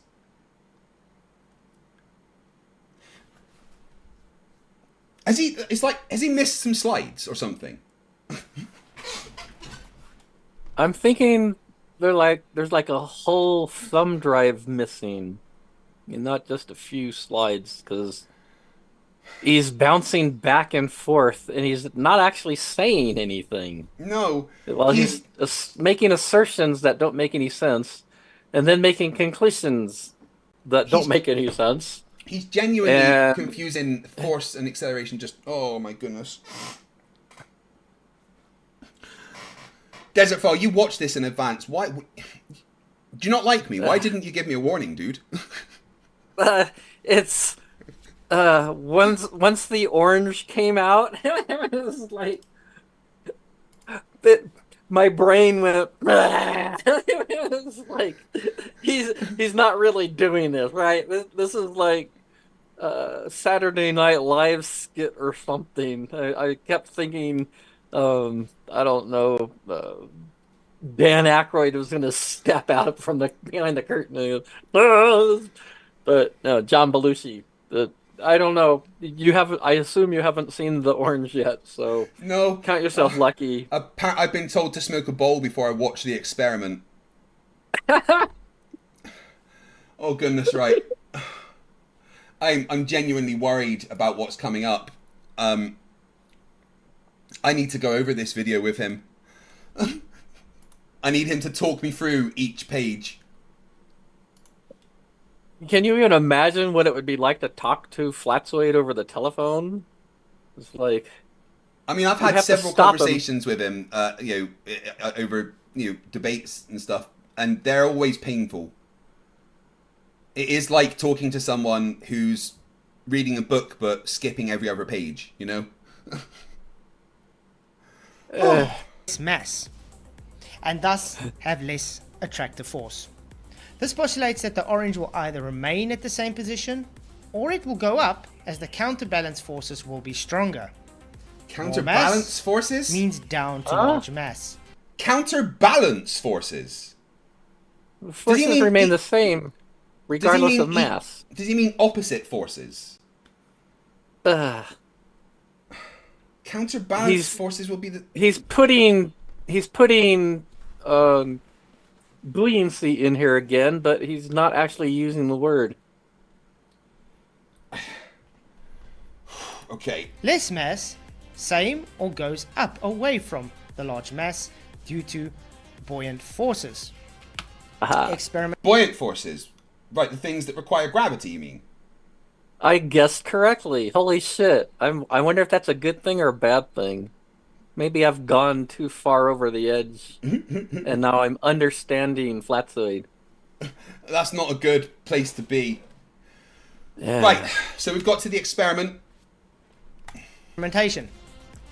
Fish tank filled with water. Orange with its peel placed inside the water to see if it sinks and its relative position from the placement. Removing the peel is represent less mass of the orange. See if it makes what? a difference in did either he its just say? relative Mass of the Irage. buoyant forces.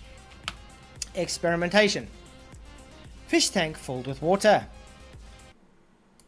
Orange with its peel placed inside the water to see if it sinks and its relative position from the placement. Removing the Placement of peel what? is represent Orange with its peel placed inside the water to see if it sinks and its relative position from... Oh, right, okay, so basically how far it went from where you put it in, right? less mass of the orange. Of See the if what? it makes a 9 peel is represent less mass of the orange. Orange? Irage. What the fuck's an orange? I think he had that bowl of Yeah, like... herb. Flatzoid, I'm normally high when doing this, alright? Like... What's your issue? What the fuck's an orange? See He's if it talking makes a like Donald difference. Trump. It's a great orange, guys. I promise you it's the best orange. It's the best... I know. Orange. It's the best orange. Either its relative position or floats up due to less mass. So in other words, we stick the orange in the water with its peel, it has more mass. If we remove the peel, it now has less mass. The control variables, this is the CV. These are the things that you keep controlled to know that you are keeping a controlled environment for your experiment. The control variables in this experiment are: the water is kept at a constant temperature. And are you going to check that? I mean, I doubt it. Water level stays constant. Well, we got a problem there because when you put the orange in, it's going to change the water level. Yeah.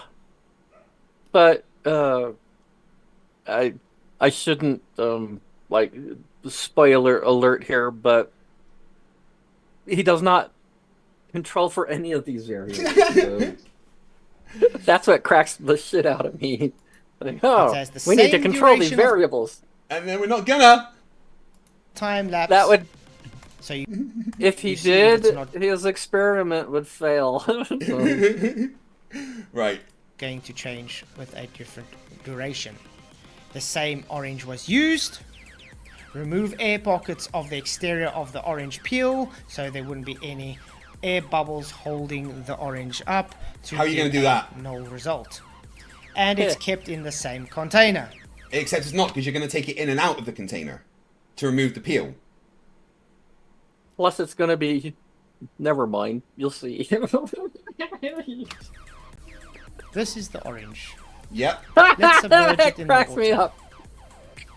As you can see, it is floating. This is a bit counterintuitive, as you would think this is the structure where it has the most mass. So therefore it would be needing to attract to the Earth, which would be the larger mass. Buoyancy, Maybe bitch. it could be the air bubbles in the pores that's holding this up. Let's clean the air bubbles off. See, we're cleaning it off, making sure that there is no air bubbles in. Wait. What?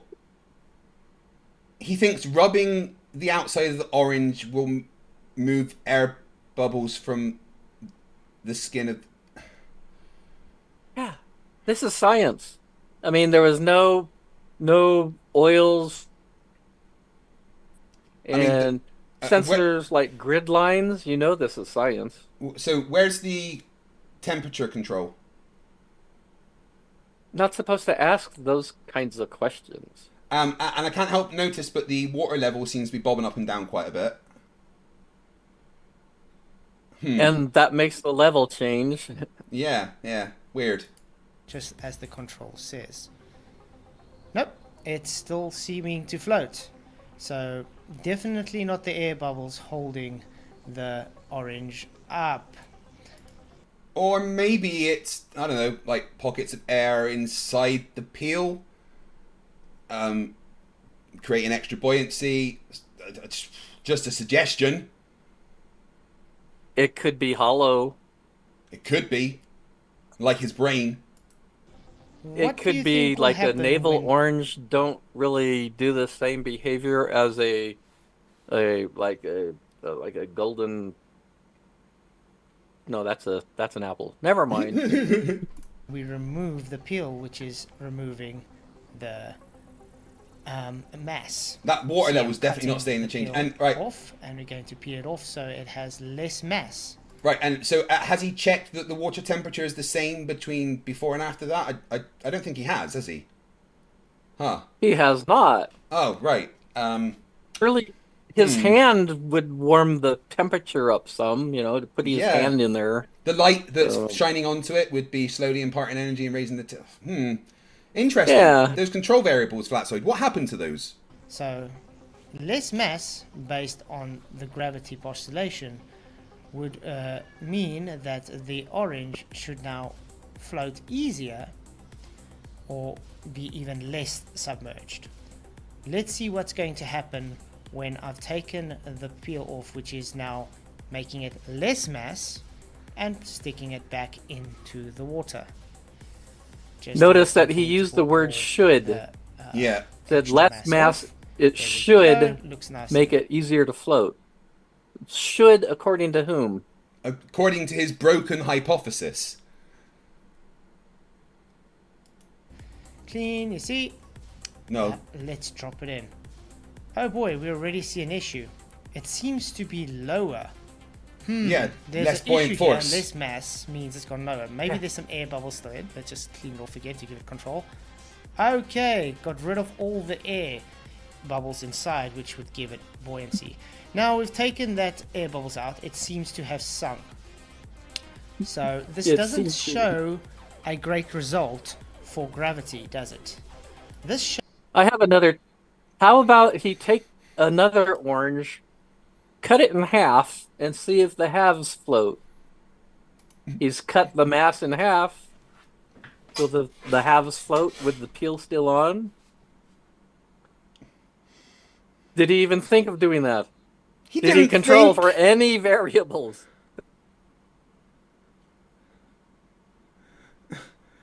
He didn't Like- think. I'm going to call these controlled variables, but I'm not actually going to control these variables. And even if he did, it wouldn't make any difference because it's still wrong. Right. He's confused buoyancy with acceleration, which if you're not in a gravity well, you're not going to get buoyancy because everything's going to be floating. This is why we call it gravity. And taking the pill off of an orange is not going to refute.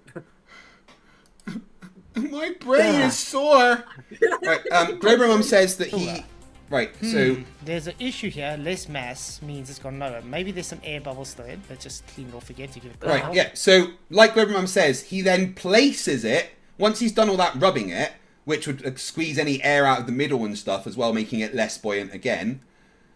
He then places it on the bottom of the tank. Like, I'll show you, right? So here he It's is. gone lower. Like, Maybe there's gives it some a air rub, bubbles still in. Let's and just then he clean places off it on the again to bottom give of it the control. tank. Okay, got rid of all the air. That water level's not bubbles staying the inside, same. which would give it buoyancy. Now we've taken that air bubbles out. It seems to have sunk. So this doesn't show a great result for gravity, does it? This shows strictly that it's the displacement of the object to the medium. This has been shown now to validate relative density disequilibrium. Right. Ugh. Ow.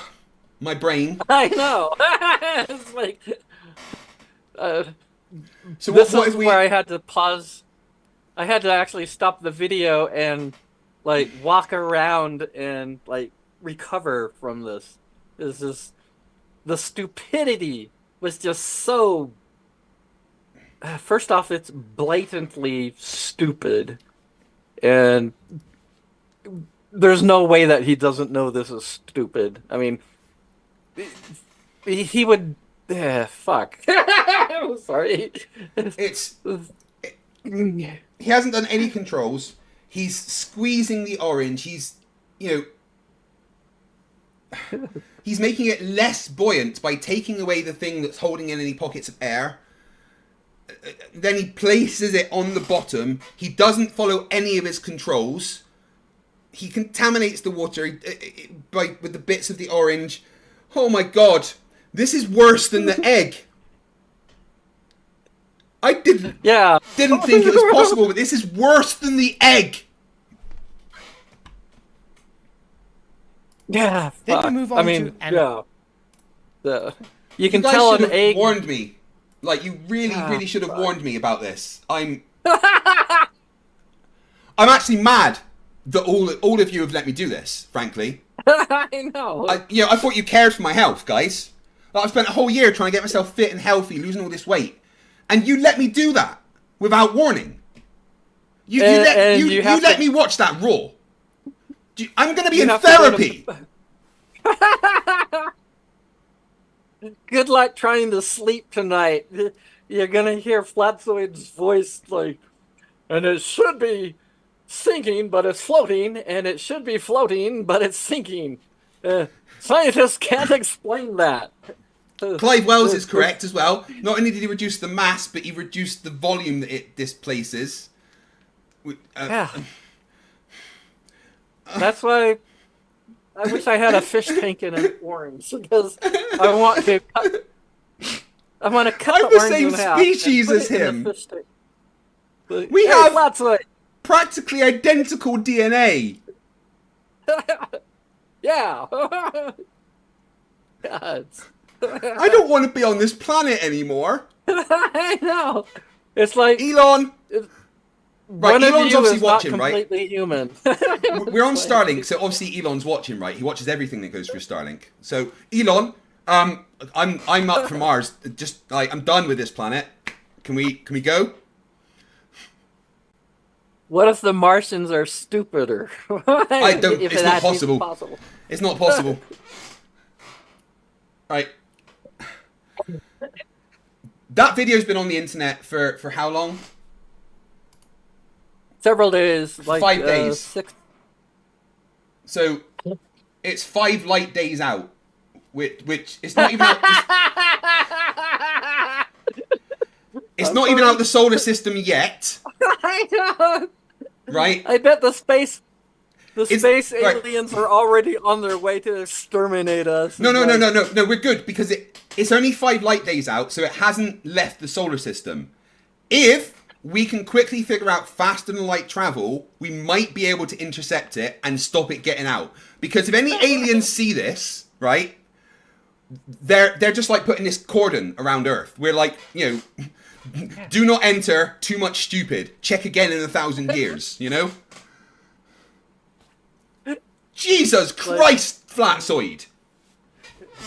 Warning! Evolution failure. Do not land on this planet. Do not communicate. You will become you'll stupid. Be sorry. And they have oranges. And you don't want to talk to Flatzoid or anybody holding an orange, I guess. But, yeah, I think I'm glad that the space aliens are, like, hiding because, they're... I have a list. He's still got 2 minutes, right? We can donate Flatzoid to the Space Alien Zoo. They've got to have a zoo out somewhere, on some distant planet. He can be in the menagerie. He can be the human that goes to the menagerie. No, I don't want that. Yeah. Because then the other aliens that go and visit the menagerie, they're going to think all humans are dumb as fuck. Right? If you're going to take a human and stick them in a menagerie as an example of humanity, then, you should be taking someone like... Globermum. She's awesome. Yeah. Globermum, I've just offered you up for alien abduction. I hope you're okay with that. My brother and I actually tried that once.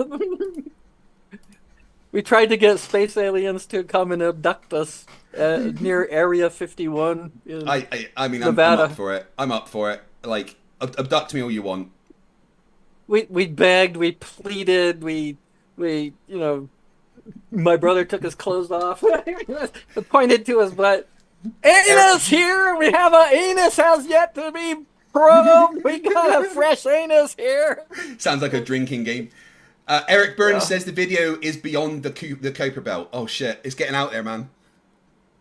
We need to stop it.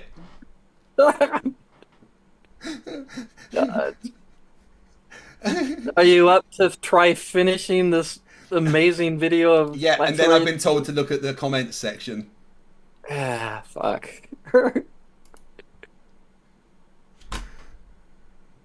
Analyze the results. After doing the experiment, we were able to observe that mass is not the cause for the acceleration between two masses, but the ratio of the displacement between them. The ratio of what?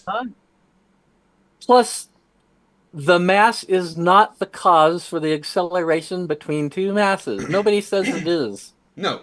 And, okay, from his experiment, if we go with what he's saying, we could infer that it is, but it's the opposite of the prediction. So they still haven't ruled out mass as the cause of what's happening here. He's just saying, oh, it did something different to we expect, therefore, it's the distribution of the ratio, whatever that means. He didn't disprove mass being the cause, he just disproved mass doing the thing that he predicted it would do, which he didn't actually predict it do, because he went against his hypothesis with his prediction, because he doesn't know the difference between force and acceleration. Oh my fucking god! Plus, none of this has anything to do with any evidence that Earth is flat. Oh no, of course not. They don't like to talk about the Earth being flat. Plus, he still has yet to explain why the results showed a downward direction. Magic. It's magic. This has shown that the ratio between the object and the medium relies solely on one another, and the relationship of direction between the two is dependent on only its displacement relationship. What? This has shown that the ratio between object and the medium relies solely on one another. Well, yeah, a ratio between two things would just rely on those two things. That's a completely reductive sentence. Plus, what if there's no displacement relationship? Why do things still go down? Magic, I keep telling you this. I guess. Okay, so... It's so simple when you put it that way. And, right, so, and the relationship of direction between the two... The relationship of direction... The relationship of direct... No, that doesn't make sense. Between the two is dependent only on its displacement relationship. Where's this word relationship coming from? What? Right, so I think he's trying to say that this shows that what happens is purely based on the density of one to the other, even though he's not mentioned density ever, he's only mentioned mass. And as we know, density is mass over volume, and this is called relative density disequilibrium, not relative mass disequilibrium. So, not really sure. This shows that if the medium is able to support the object based on the displacement, it will direct the object in the relative equilibrium point, and thus sit at rest until acted upon by a force. Why? For what reason? Oh, right, yeah, magic. Shit, yeah, I forgot about that. This uneven distribution of the object and the medium is what causes the movement, and thus, in its entirety, has proven to manifest its own fictitious force. This determination means and keeps with Newton's second law of motion. No, it doesn't. No, it doesn't. Yeah, I mean, it's like, oh, I'm going to make an assertion, then I'm going to make a conclusion based on that assertion, then I'm going to assert that my conclusion is correct, and the end. Right, and it's proven his conclusion to manifest is the exact its opposite of. Right. So the uneven distribution of the object and the medium. So he's not saying ratio anymore. He's changed to saying distribution, right? is what causes the movement, and thus in its entirety has proven to manifest its own fictitious force. That's not what a fictitious force is. A fictitious force is a force that just exists in one reference frame. And that means it's completely out of line with Newton's second law of Flatzoid, please. My brain, it's sore. With the Newton's second law of motion. Then No, we it can doesn't. move on to systematic experimentation. We can do this experiment in many different ways, such as change. Why is there 2 spaces between can and do? Just wondering. Because that bugs the fuck out of me. That used to You must actually objects- be New York Times mandated 2 spaces between periods and the next letter. So maybe Flatzoid just thought, But there's no period I'm going there, to. so... Yeah, I have no idea. mass, but the medium's density. We can use different density ratios and objects. We can use different types of liquids. We can change the temperature of the medium or object. At the end of the day, it comes down to proving the cause for the effect observed. But you didn't. You just said this thing happens, therefore this. You didn't explain why, or how, or give... Flatzoid, please. You can't be this dumb. Yes, I said it. Prove. You either prove it caused it, or you disprove it caused it. You either prove your hypothesis, or you disprove your hypothesis, which would... There is no such thing as proof in science. either prove or validate the null. You can't have it both ways. We move on to 8, which you guys are doing right now. Peer review. He did it again! No, exactly. Like I He said. thinks this is peer review. What did we observe? We observed you being a fucking moron. What did we Mass does not observe? attract mass. So what Where does this do I mean? begin? Gravity does not exist. Uh, It's just relative density disequilibrium. Not once did you mention density. Not once. Well, thank you for coming. If you like this content, please like, share, and support the channel. Till next time, may the pressure be with you. Blessings. The pressure be with you. Holy Physicists at the fuck. University of Warwick in the Oh, accidentally clicked on something. That... I have to admit, I stopped the video just before he said, "May the pressure be with you," because that is new. I did not hear him say that when I went through this. And now I'm not going to sleep. Look, I'm your father. And it's not gravity. Oh my god. Density. No! You can't be density! It's gotta be gravity! Oh, I'm sorry. This is water, by the way. It's not actually alcohol. Of course, of course. And, you know, this isn't the blood of my enemies, you know. Ah. What? I said it isn't. God. So, how do you summarize such a brilliant video from Flatzoid? I think I'm going to let Nathan Oakley do it. I love all the pain being shown in the comments. Share your pain, fundies. Gravity is not a force, but you can think of it as a force. George Musser, 2019. I know, I interviewed him. The height of doublespeak. No, it's just you don't understand science. Gravity is not a force. George Musser, 2019. Gravity is the bending of conceptual medium known as space-time. You can't bend concepts, and thinking about it will never give rise to any force. There isn't really a force of gravity at all, Professor Brian Cox. You can debunk the 108-year out-of-date force with an orange. No. No, you can't. No, you can't. Jeez, that was fucking painful. I have to do just an episode of Flerfs Are Idiots on that. That was just bad. That took 2 hours to get through a 14-minute video. Could you imagine if we tried to actually do the 6-hour thing? Good gods. We would have died.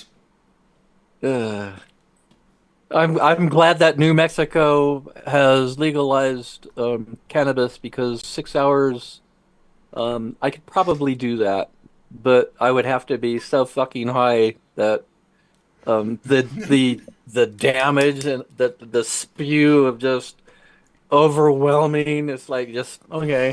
That's good. Yeah. Okay. I'm fine with that. Just Well, keep talking. why Without don't another you orange. why don't you try and summarize Flatzoid's thinking there, just as I have a bong. Oh, good gods. First off, I think that he got the orange from like where his brain is supposed to be, because gods, the things that he said would happen if we accept the standard explanation for gravity and why things fall. We see the opposite of what he says we should see, and we know that we're supposed to see the opposite of what he says we're supposed to see. So he's got the fundamental conclusions and acceptance, and the what almost everybody accepts as demonstrable fact for how gravity works. He still doesn't get it, or he deliberately is not getting it. Right. So my thinking is that excuse me, my bad. My thinking is that after looking at the slides he made, how poorly worded they were, how badly written they were, how grammatically incorrect they were, that he's that dumb. I don't think he's a Poe. I genuinely do not think that Flatzoid is a Poe. I know a lot of people do because of the things he says and the way he acts, but I think he is peak Dunning-Kruger. Absolute 100% peak. Top of Mount Stupid Dunning-Kruger. 100%. But how does he manage to tie his shoes? Like, does he have Velcro for his shoes? Cause No, Velcro's too complicated, please. My question is, like, is he allowed to use a microwave unsupervised? Good question. Yeah. You know, when he gets out of bed the wrong side, does he fall out the window? Plus, if you like Velcro an orange to the ceiling, does it stay there? Does it accelerate downward? That was so painful. Yes. I'm exhausted from that. I'm absolutely, that has worn me out. What I don't understand is why he doesn't understand, or apparently doesn't understand, why what he is saying is just so demonstrably irrational to the point of farce. To the point where he can't possibly be serious, but he is. I know, right. I'm putting up a poll. Flatzoid, Poe, or Troll? I want to know what everyone thinks. Wait, no. That's wrong. That's two options that are the same thing. Yeah. Oh, yeah. Flatzoid, Poe, or dumb. That's what I meant to write. There we go. Yeah, vote on this one. What do you guys think? Is he a Poe, or is he just dumb? I genuinely need to know. I'm going to read the super chats, and then we'll come back to the poll after that. Mr. Toffees has been a member for 23 months. Says, Merry Christmas, everyone, and Merry Christmas to you too. I hope all your Christmas shopping is finished. Just send mine to me. Thank you. Eclipse Chris for £2 says, oh my god, it's Gandalf the Gravity.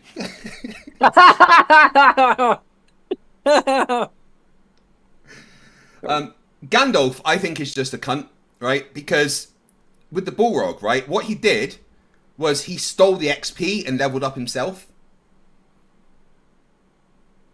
Right? He killed the Balrog and he came back as fucking Gandalf the White. You know, the others could have got the XP and done with that. Icy Spin 199 says Santa Pilgrim Gravity Overlord. Yeah. War Boss for 10 Damn right. Canadian says, Merry Squigmas to all the gits watching and the boss himself. Craig, I hope you take some time away to spend with your little ones. Happy holidays, everyone. Here we go, crumping all the way. Wah! Yeah. Gary IOW, £5 says, Avery, messy Christmas, Craig, to you and yours. A very Merry Christmas. Thank you very much. A very messy Christmas to you too, my friend. Bobby Two Hands for £20 says, Merry Christmas, FTFE. Thank you very much for the support, guys. You're amazing. Stringley's1, $5 says, I'm sure that we're all anxious to start celebrating the birth of our Lord and Saviour, Jesus Christ. Am I right? Oh, wasn't he actually born in like July or something? So, I mean, I don't know. Just saying. Box for $2 Australian. FTFE and Desertphile look like Devo and ZZ Top. Thank you, Box. Nothing wrong with that. Auditing That the is Observed. a huge compliment. Thank you. Nice to see a few ex-Flat Earthers in the chat. Because we've got Auditing the Observed there for £2 says, I have to get on with my mega hot missus. Night all. Good night, mate. Thank you very much. Near Cole, who's been a member for 10 months, says, Evening, Craig. Good evening, my friend. Thank you for being here. Fuck YouTube for $2 says, the new scientific method, peer review YouTube. Oh my god. He said YouTube is peer review. He said peer YouTube is peer review. Caucasian Sensation has been a member for 26 months, says the only orange on YouTube is the annoying orange. Oh my god. That is retro. Flatzoid has no rights to speak of awesomeness like that. He could be Apple. Hey, Apple. Bill Tetley, £5. Sorry for joining late, but can I get a live Gravity from Desertphile? You did. It was just for you.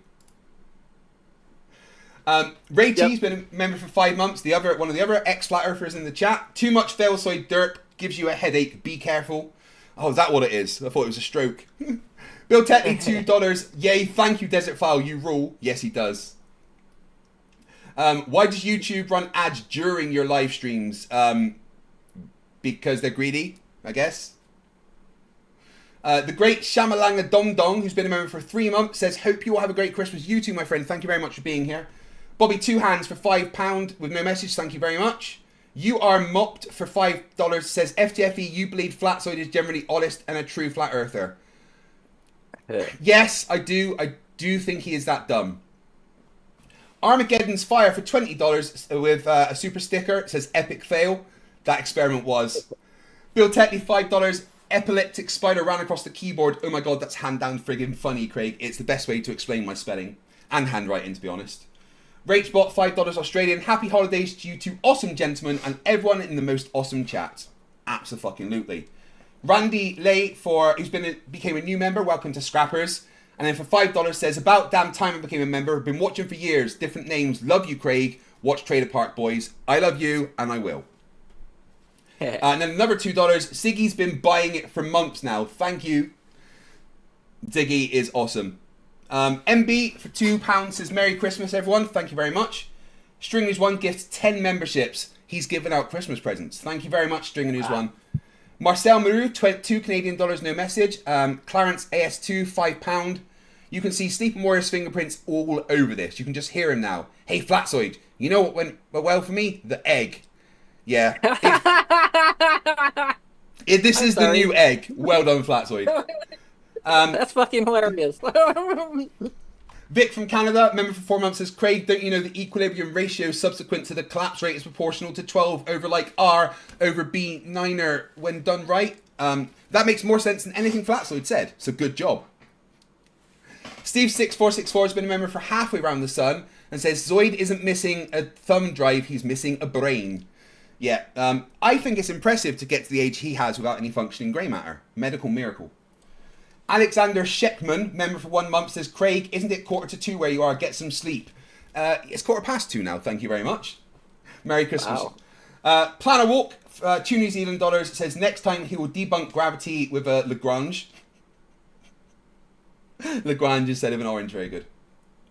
Icy Spin, $1.99, honest actor or not, it's an L, a big effing L. You ain't fucking wrong. Stringley's1 for $2, Flatzoid makes Packled look smart. Packled strong. Packled powerful. I have the biggest hat. I don't know if you've noticed I've been wearing my Star Trek Delta because apparently it triggers the Flerfs because it's indoctrination. Beam me up. Beam me up. Please. Eric, Randy Lay for $5. Cheers from Southern Hobart, California. My weed is better than yours unless you live or get it from here. I know, mine's pretty damn good. Eric Air Pudding for $5 for an experiment to see if Flatzoid's brain floats or sinks. It's you forgot the Yeah, I'm going back. It skipped forward. Yeah. It's a Rubik's for $5. Obligatory NASA hush money. Shh, shh, shh. Keep up the good work perpetuating the lie. The public must know the truth about the shape of the Earth. Yes, it's definitely a globe and not flat. Did I do it right? Can I get paid now? After the stream. Okay. Charles Arnold, who's been a member for 5 months, says derp, derp, derp, flurfity derpity derp, second law of flurfity derp. I agree. Stringers one for $2 says Flatzoid is proof of negative IQ numbers. DJ Most for €2 says Merry Xmas to everyone around the globe. Thank you. The same to you, my friend. Calvin Poe, $5. Jesus was born in metric July, which I think converts to imperial December. I don't know. Possibly. Who knows? Nick N, who's been a member halfway around the sun, says ladies call me Liz Truss because I give them a weak pound and immediately leave. That's a political joke. Stringers one for $2 says have a blessed Festivus one and all. You too. Jeff C has been a member for 7 months, says who is writing the peer Peel report? Thank you everyone for watching. This has been painful. Flatzoid, dude. No. Bad Flatzoid. Bad. But in the meantime, remember... I just want him to explain. He refuses to explain why there's a down and an up. Magic. It is let us just all know. Magic. No, just do an experiment. Try it with an apple maybe this time. You know, just you know. Because fuck. Because he I knows love you damn well. I mean, he must know. People keep asking him, you know, why is there a down? Why is there a up? Oh, well.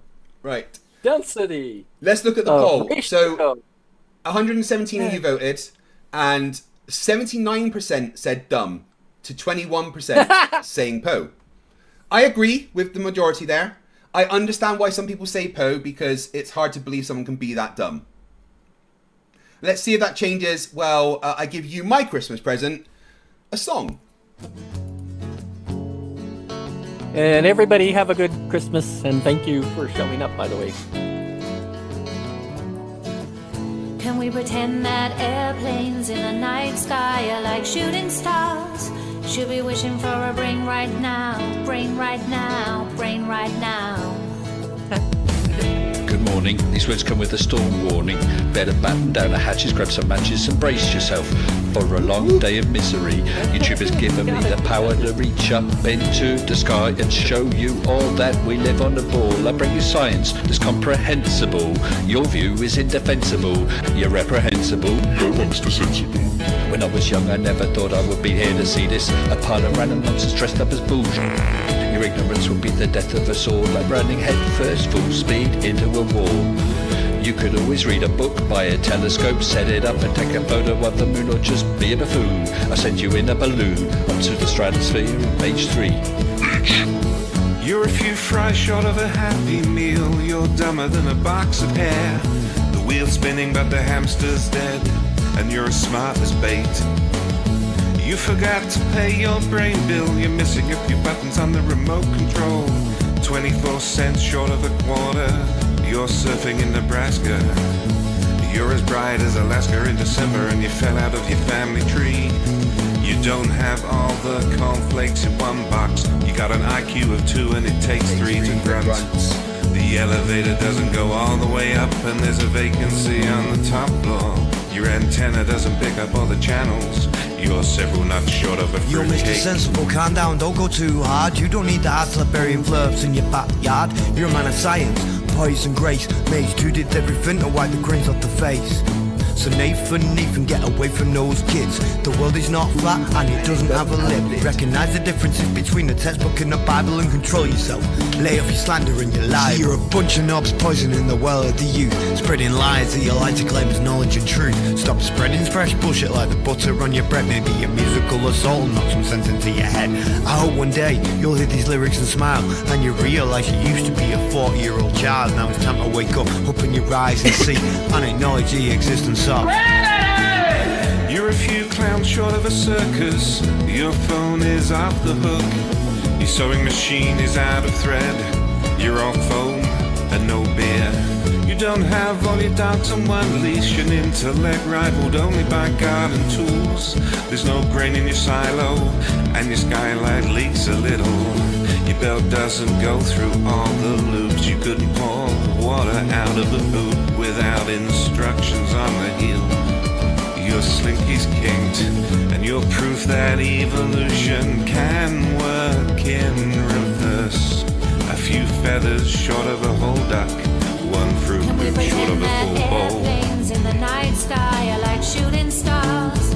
Should be wishing for a bring right now, bring right now, bring right now. Can we pretend that airplanes in the night sky are like shooting stars? Should be wishing for a bring right now, bring right now, bring right now. You thought it was over?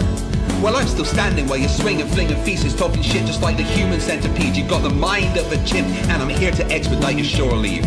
Cause I'm a seaman, but not the kind I writ up on your mum's gums. I'm the kind that sailed submarines and fired guns. I could float a boat across the ocean with my eyes closed, circumnavigate the globe with a compass and a bag of sausage rolls. Well, all you can do is nibble on your toes. I'll smack you with the hose that you call a water level, sit and swivel.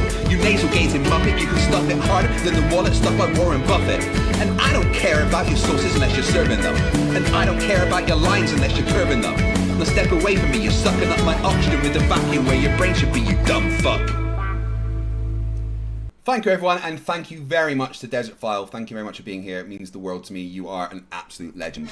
Guys, have a good fun. Thank you very much for watching. Make sure you share the stream. If you are not subscribed to me or follow me on X, Twitter, whatever you want to call it, please do go and subscribe to me on X. I'm trying to get my followers up on there so that I can take part in the programs over on there and you know, increase my reach, but mainly also so that I can tackle the Flerfs over there, because a lot of the Flerfs are absolutely horrific. I don't even really want to show this on my channel. I'm just going to do it briefly. Caleb, the guy who I debated that showed satire, isn't just a fucking idiot, but is also a Nazi, because he's posting this kind of stuff. I'll leave it there for just a couple of seconds. I don't want it there too long. All right. He's trying to say that Hitler wasn't the bad guy. Hitler asked for peace. Yeah, sure. Well, he was fucking invading Poland. You know, the Holocaust didn't happen. He's an absolutely horrendous person. So please go and follow me on X and report him on X. I'm serious. But tomorrow night, I may be doing another stream over on the Twitter, the X Spaces, talking with the Flat Earth Friday guys. And I'm probably going to call out a bunch of them because they support Caleb's Nazi views. So that will be fun. There's a saying that if there's a table with 5 people and one of them's a Nazi and the other 4 don't do anything, then there's 5 Nazis at that table. I ain't okay with that shit. And I will fucking challenge that. He's blocked me because he's now scared that I'm going to ruin him. So I want, you know, you don't get away with doing that. That's fucking horrendous. But anyway, see you tomorrow, possibly. If not, I'll be back on Boxing Day for a debate with Jeranism. I love you all. It's been an absolutely crazy year, and you have made it better.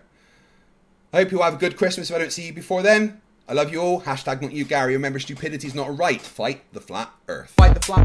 Fight the flat. Fight the flat. Fight the flat. Fight the flat.